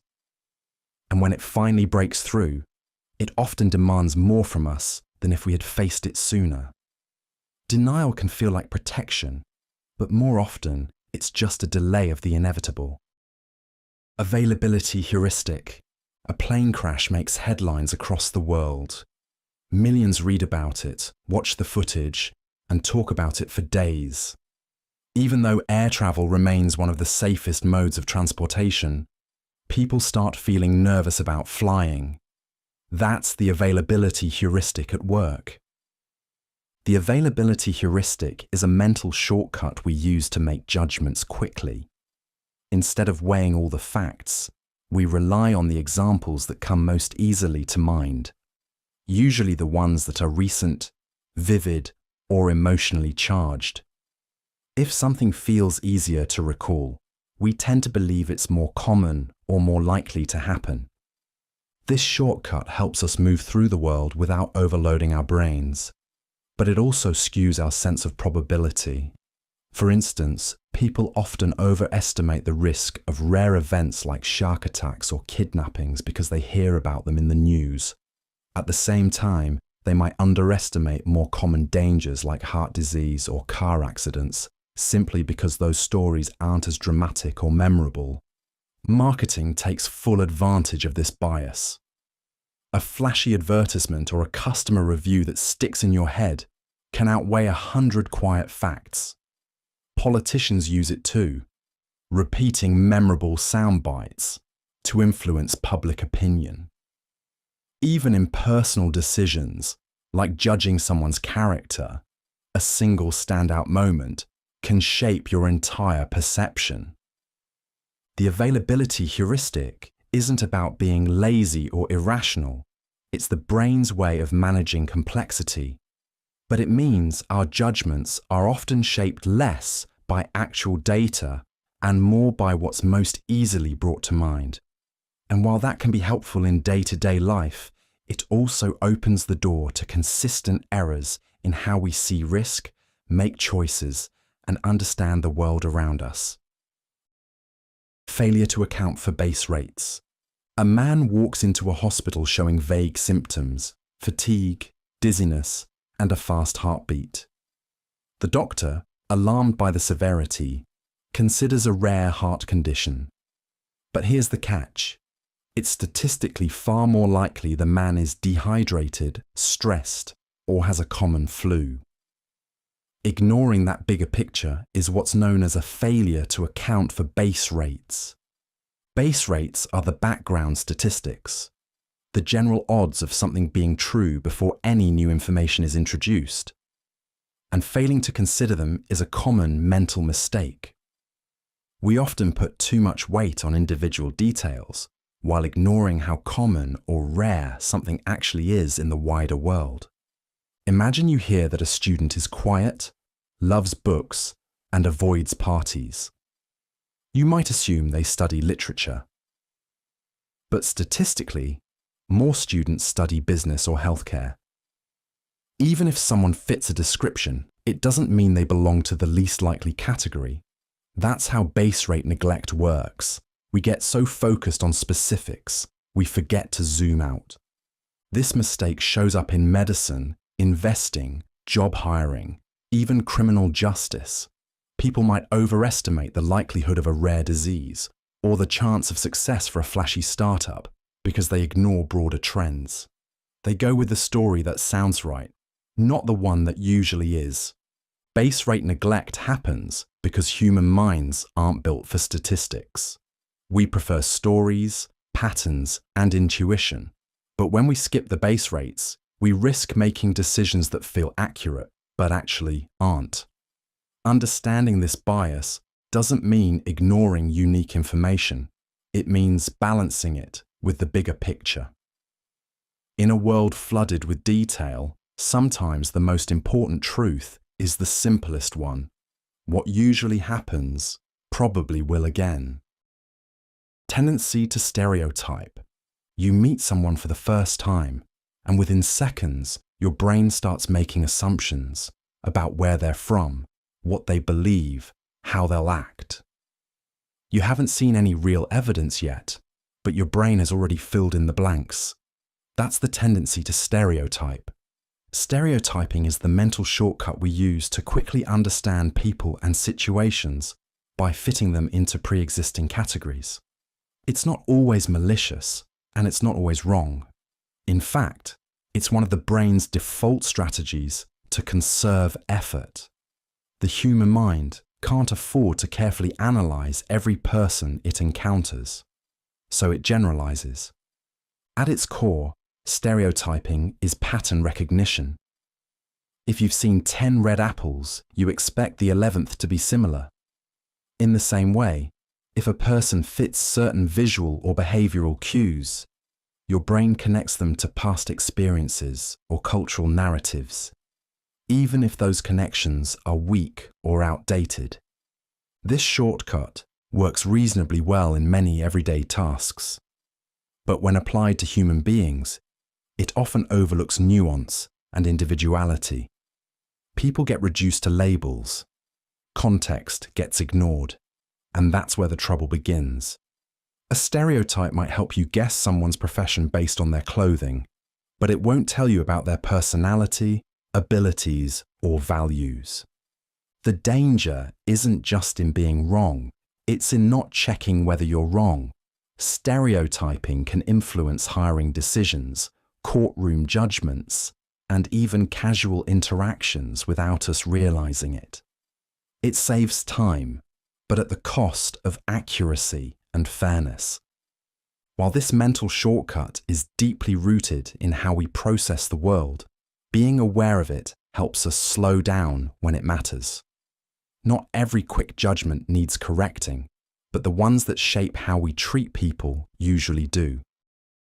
Failure to see false conjunctions. You hear a description of a woman named Linda. She's outspoken, bright, deeply concerned with social justice, and participated in anti-nuclear protests. Now you're asked, is it more likely that Linda is a bank teller, or that she's a bank teller and active in the feminist movement? Many people choose the second option. It feels right. It matches the story. But statistically, it's incorrect. This is the failure to see false conjunctions. When we mistakenly believe that a specific combination of characteristics is more likely than a broader, simpler one. It's a common error in reasoning, first revealed by psychologists Amos Tversky and Daniel Kahneman through what's now called the Linda problem. Here's why it's a mistake. In probability, the chance of two things being true at once, like Linda being a bank teller and a feminist, can never be greater than the chance of just one of them being true. A subset can't be more likely than the larger set it belongs to. But when details feel meaningful or vivid, our brain overlooks the math. This bias shows up in everyday thinking. We might believe a candidate is more likely to succeed because they're both charismatic and hardworking, even though just being hardworking alone already covers the larger probability space. Or we assume someone is guilty not just of a crime, but of being part of a larger conspiracy, simply because it fits a compelling narrative. We fall into these traps because our minds prefer stories over statistics. A detailed, coherent explanation feels more convincing than a vague but statistically stronger one. Understanding false conjunctions reminds us to separate emotional plausibility from logical probability. In a world flooded with information, resisting the lure of vivid stories and focusing on actual likelihoods can help us think more clearly. Social proof. If everyone around you is staring at the sky, odds are you'll look up too, even if you have no idea why. This is social proof. It's the tendency to use other people's behavior as a guide for what to think, feel, or do in uncertain situations. Instead of carefully analyzing a situation from scratch, we often look to the crowd and follow its lead. Most of the time, this shortcut works, but sometimes it doesn't. At its core, social proof is about trust and survival. As a social species, humans evolved in groups. Sticking with the tribe increased your chances of protection, food, and shared knowledge. So our brains developed a simple rule. If others are doing it, it's probably the right move. You see this in everyday life. Restaurant looks empty. You assume it's not good. See a long line outside. Suddenly, it feels worth waiting for. This same principle is used in advertising when products are labeled most popular, or when reviews are front and center. If enough people approve, we feel safer joining in. But this instinct can backfire. Groupthink, viral misinformation, and even dangerous behavior can spread rapidly when people follow others without stopping to evaluate for themselves. History is full of moments where crowds moved in the wrong direction, not because of logic, but because of each other. Social proof isn't about mindless copying. It's about efficient decision-making in a complex world. Most of the time, it saves time and energy. But understanding how it works helps us pause in the moments that matter. Just because a crowd is moving doesn't always mean it's headed somewhere smart. Narrative instinct. We don't just notice events, we turn them into stories.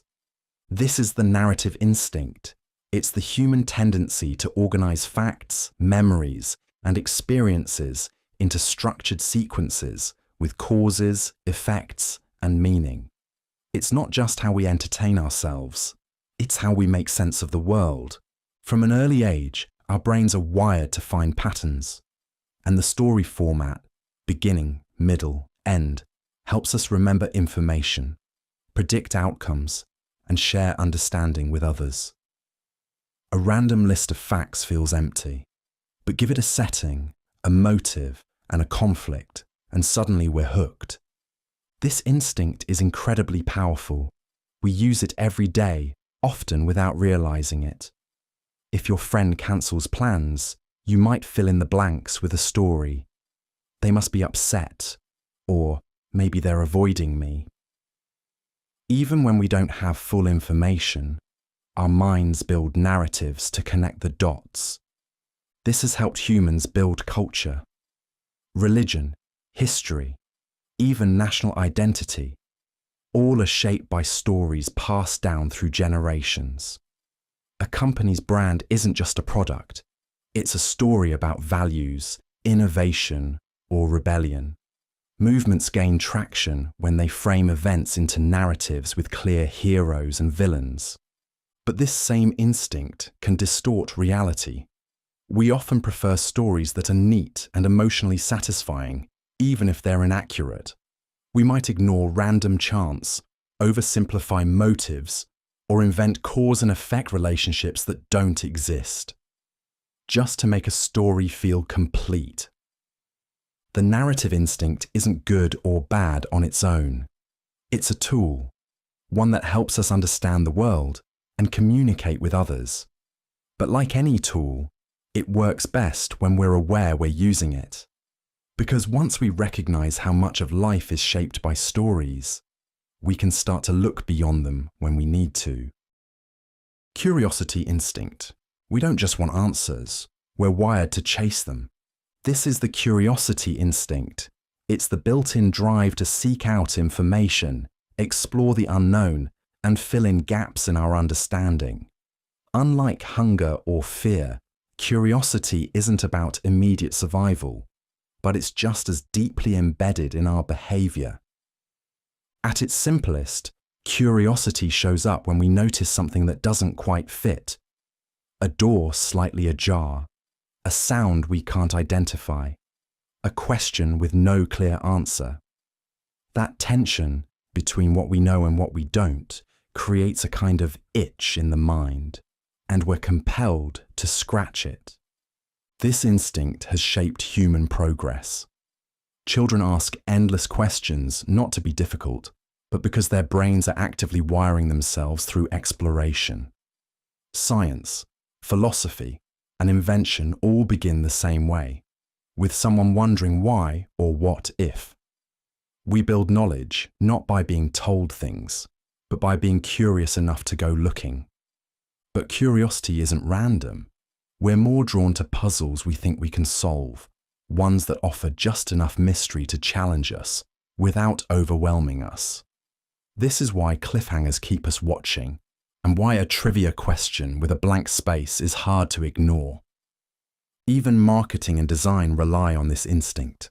A headline that poses a question or an image that seems just a little off will grab our attention, because curiosity pulls us forward before logic even has time to weigh in. The curiosity instinct is one of our most powerful tools for learning, creativity, and adaptation. It pushes us beyond routine, encourages discovery, and allows us to transform not just what we know, but how we think. Language instinct. From a young age, children start picking up words without being formally taught. They don't just mimic sounds, they build full sentences, follow grammar rules, and understand meaning. This is the foundation of what's known as the language instinct. The idea is that humans are biologically wired to acquire language, not just to speak random words, but to develop and use complex, rule-based systems of communication. Unlike reading or writing, which need to be taught explicitly, spoken language seems to unfold naturally, as long as a child is exposed to it early in life. Even in completely different environments and cultures, children develop grammar and syntax without formal instruction. This concept, introduced by Noam Chomsky and expanded by Steven Pinker, suggests that language isn't simply passed down like a tradition. It's hard-coded into the human brain. What varies is the vocabulary and surface rules. What stays the same is our capacity to structure those words into endless combinations of ideas. There's also evidence from cases of isolated deaf children who, when not exposed to any standard sign language, create their own signed systems that still follow grammatical rules. The structure seems to emerge from within, not from external teaching. This shows that language isn't just a tool we use. It's a framework we're born ready to build. The language instinct is what makes us able to describe things we've never seen, argue ideas that don't exist yet, or joke about concepts with layers of meaning.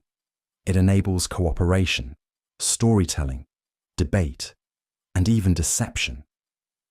In many ways, it's the foundation of human culture and cognition, not just how we express our thoughts, but how we form them in the first place. First conclusion bias. We tend to trust our first impression. Once we form an initial conclusion, it sticks, often much more than we realize. This is called first conclusion bias, and it's one of the most common mental shortcuts the brain takes. When we're faced with a problem or new information, our mind looks for the quickest, simplest explanation. Once it lands on one that feels right, it stops looking. That early conclusion becomes the mental anchor, and everything that follows gets filtered through it. This bias is efficient. It saves time and effort, but it can also lock us into incorrect assumptions. Imagine you misplace your phone and immediately assume someone stole it. From that point on, your mind starts collecting evidence that fits the theft theory, ignoring more likely explanations, like you leaving it in the car. In more serious settings, this bias can lead to major errors. A manager might label an employee as lazy based on one missed deadline and overlook months of consistent work.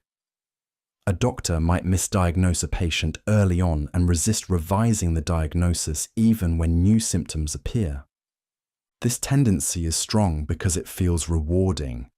The brain gets a hit of certainty from figuring it out, and that feeling discourages further thinking. It's a kind of cognitive inertia, the mental version of, if it ain't broke, don't fix it. Overcoming first conclusion bias doesn't require complex tools, just the habit of asking, what else could explain this? A quick pause to revisit assumptions or seek disconfirming evidence can open up much better outcomes. In many situations, the first explanation isn't always wrong, but it often isn't complete. And learning to second-guess that first impulse can be one of the most valuable mental habits we build. Tendency to overgeneralize from small samples. One bad meal at a new restaurant, and it's never eating there again. That's how quickly our brains can jump from a single experience to a sweeping conclusion. This is the tendency to overgeneralize from small samples, a mental shortcut where we treat a handful of cases as representative of a much larger whole. It happens because generalizing is usually helpful. We don't need to see 1,000 bees sting to know they're dangerous. But sometimes our brain applies this shortcut too broadly or too quickly. The root problem lies in ignoring what statisticians call the law of large numbers. This law tells us that reliable conclusions usually need large amounts of data, but our minds prefer speed over statistical accuracy. A manager interviews 3 applicants, and one says something clever. Suddenly, they're assumed to be the best. A new product launches and flops in its first week, and the whole idea gets scrapped. Small samples are noisy. They can be shaped by random luck, timing, or incomplete context. Drawing conclusions from them is like trying to judge a movie after watching just the trailer. This tendency also drives stereotypes. Meet 2 people from the same group, and if they happen to behave a certain way, that trait gets wrongly assigned to everyone in that group. That's how mental shortcuts can turn into harmful assumptions. The brain isn't built for calculating statistical probabilities in everyday life, but being aware of this bias helps. When stakes are high, or when patterns seem too simple too quickly, slowing down and questioning the sample size can lead to far better decisions. We can't eliminate this tendency altogether, but we can train ourselves to notice when a small slice of reality might not reflect the full picture. Relative satisfaction, misery tendencies. Someone earning $50,000 a year might feel content until they find out their coworker earns 60. Suddenly, what once felt like enough doesn't feel that way anymore. This is a classic case of relative satisfaction and misery. It's the idea that our sense of happiness doesn't come from absolute outcomes, but from how those outcomes compare to something else, our past, our peers, or our expectations.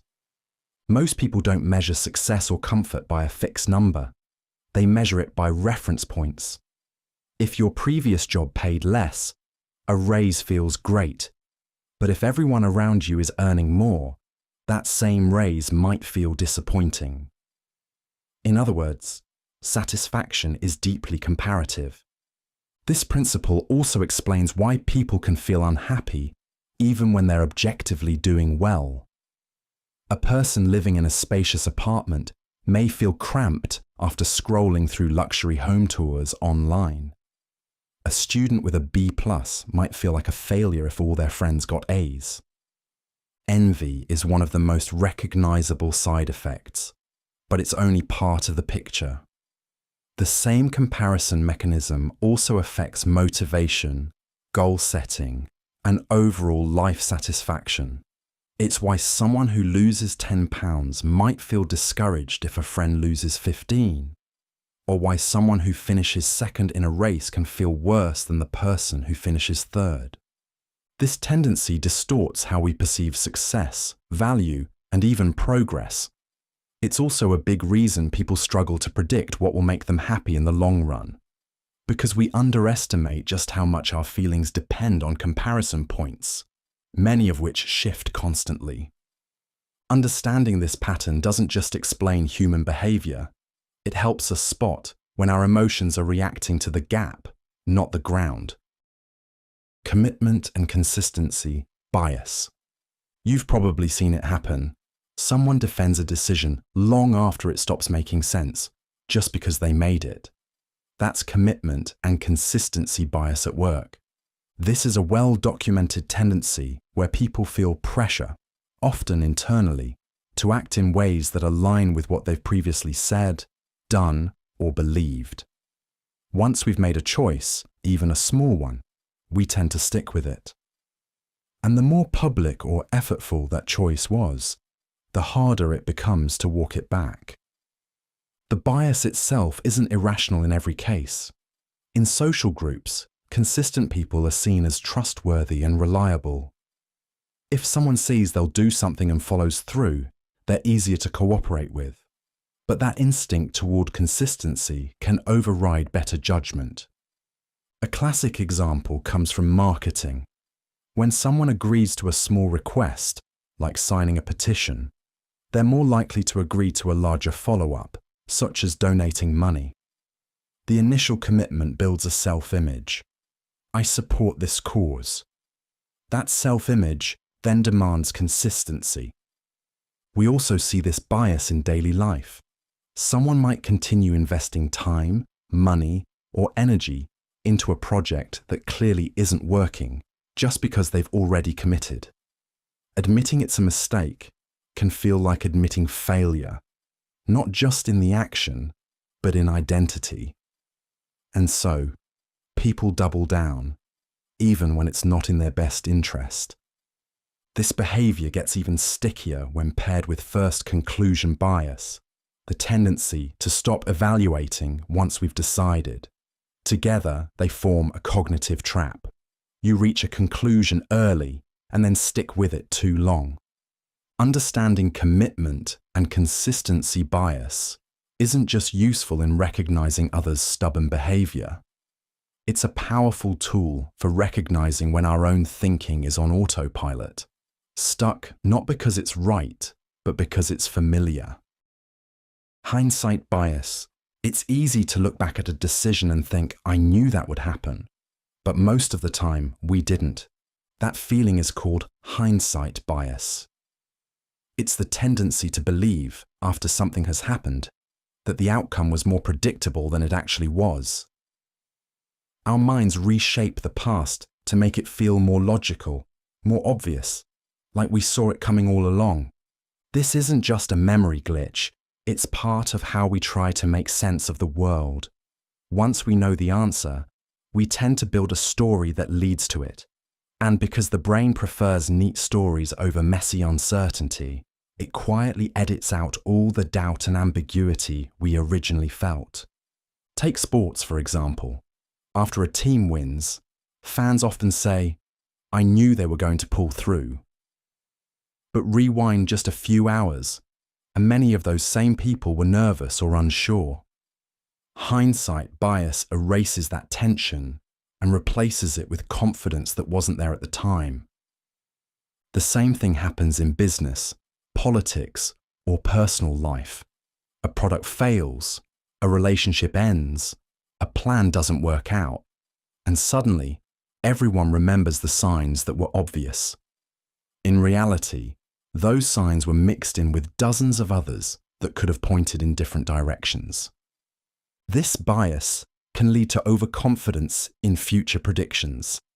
It also makes it harder to learn from mistakes, because if we think we always knew it, we might ignore the factors we missed. That's why hindsight bias matters. It doesn't just distort how we remember the past, it shapes how we prepare for the future. Recognizing it helps us stay honest about uncertainty and gives us a clearer picture of how decisions actually unfold. Sensitivity to fairness. People care deeply about fairness, even when it comes at a cost. That's not just a social preference, it's a hardwired instinct.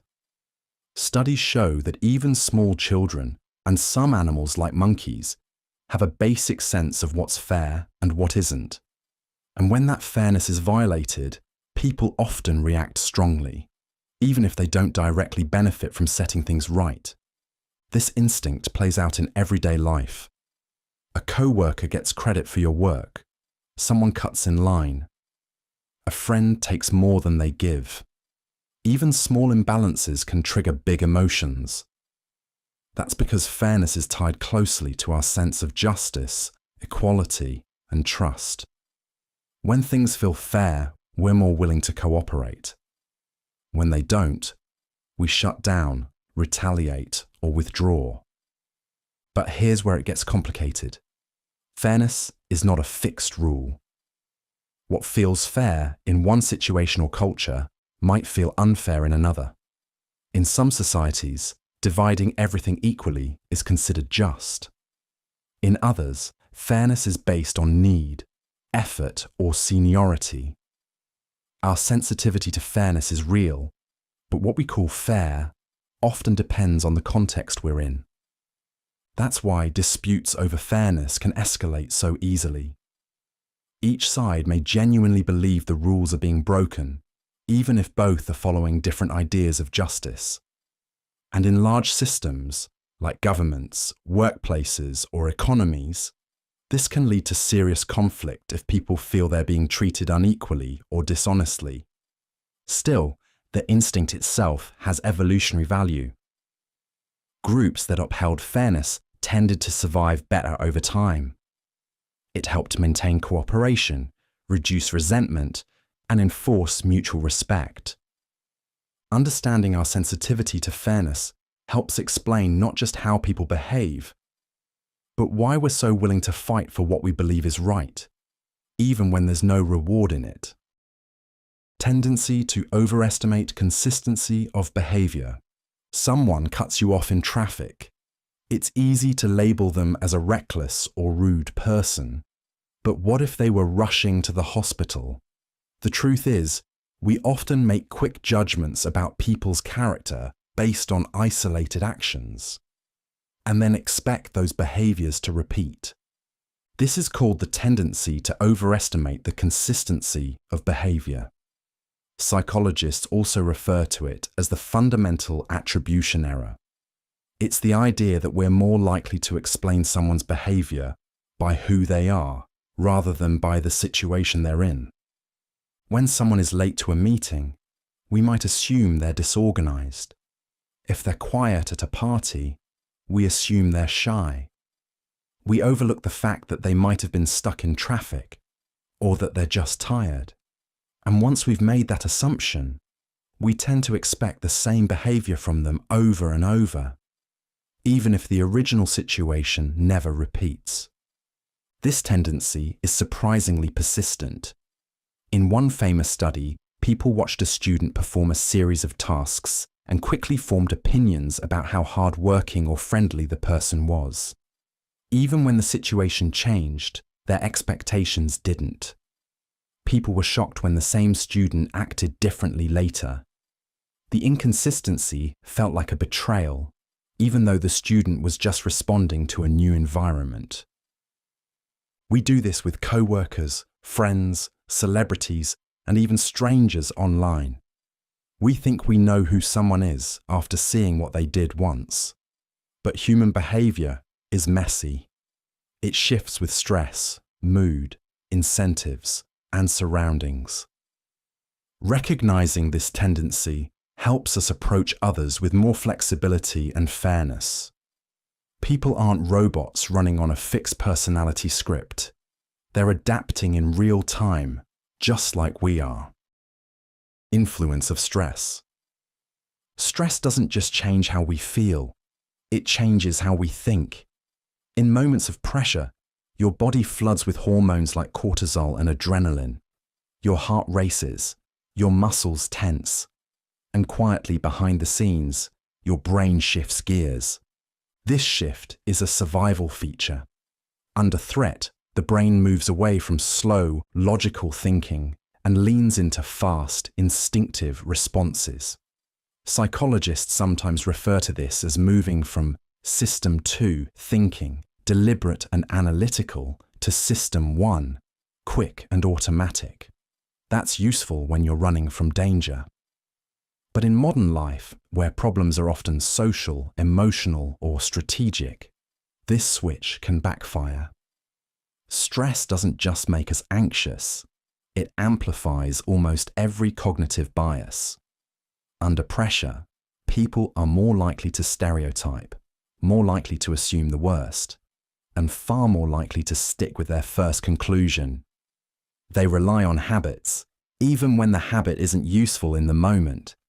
Decision quality drops not because we don't care, but because our mental bandwidth narrows. Think about someone trying to give a public speech while under extreme pressure. Their voice shakes, their memory falters, they misread the room. Not because they don't know what they're doing, but because stress hijacks the system that would normally help them adapt in real time. Elite performers, like emergency responders or soldiers, train for this. They repeat routines over and over so that even under stress, instinct leads them somewhere useful. But most people aren't trained like that, and stress often brings out the worst patterns of thought. The influence of stress is a quiet multiplier. It doesn't create new problems, it magnifies what's already there. That's why understanding how it shapes behavior is essential in everything from leadership to relationships to self-control. Survivorship bias. Most success stories are missing a critical detail, the failures we never hear about. This is the core of survivorship bias. It happens when we focus only on the people or things that survived a process and ignore everything that didn't. That can lead to distorted thinking, especially when trying to learn from outcomes. Take the classic example from World War II. Analysts studied bullet holes in planes returning from missions, trying to figure out where to reinforce them. At first, it seemed logical to strengthen the areas with the most damage. But statistician Abraham Wald pointed out something crucial. They were only looking at the planes that made it back. The real weakness was likely in the spots that showed no damage at all, because when those parts got hit, the plane didn't return. Survivorship bias also appears in business. You might hear how a billionaire dropped out of college and became wildly successful, so you assume dropping out is a good bet. But for every college dropout who made it big, there are countless others who didn't, and we don't hear about them. The data set is incomplete, skewed towards survivors. It shows up in fitness, in investing, even in advice books. We study the winners, assuming their strategies are what caused success. But often, those same strategies were used by others who failed. We just never hear about them. That silence creates the illusion that success is simple, reproducible, and within reach if we follow the same steps. Survivorship bias makes it easy to draw the wrong lessons. To really understand why something works or doesn't, you need to include the missing data, the failures, the flukes, and the stories that were never told. Without that, we're only learning from the lucky. Tendency to want to do something. When things go wrong, our first impulse is usually to act, do something, anything. This urge isn't always driven by logic. It's baked into our psychology. Psychologists call it the action bias, but you could just as easily call it the tendency to want to do something. It's what kicks in when we feel helpless or uncertain. And it's why people often push buttons, pull levers, or make decisions simply to feel like they're taking control. In sports, this shows up clearly. Studies of soccer goalkeepers during penalty kicks found that they tend to dive left or right almost every time. But statistically, the best strategy is often to stay in the center. Still, most goalkeepers move anyway. Why? Because standing still feels wrong. Even if the best action is no action, inaction feels like failure. This tendency isn't limited to sports. In meetings, someone brings up a problem, and people rush to suggest solutions, even if no one in the room fully understands the issue. In politics, leaders are often pressured to respond quickly, even before the facts are clear, just to appear decisive. And in personal life, when someone we care about is struggling, we often try to fix things, even when all they really needed was someone to listen. The desire to act is tied to control. It gives us a sense of agency, a feeling that we're not just sitting by while the world moves around us. But the truth is, not every problem needs a quick fix, and not every situation benefits from more input, more effort, or more motion. The tendency to want to do something is deeply human, but understanding it can help us recognize when patience, observation, or even deliberate inaction might be the smarter move. Falsification/confirmation bias. We all like being right. It feels good, it's reassuring, and it quietly shapes how we process the world around us, even when it shouldn't. This is where confirmation bias comes in. It's our natural tendency to seek out information that supports what we already believe, and to ignore or downplay anything that challenges it. If you think a certain diet works, you're more likely to notice stories and studies that back it up, and more likely to dismiss ones that don't.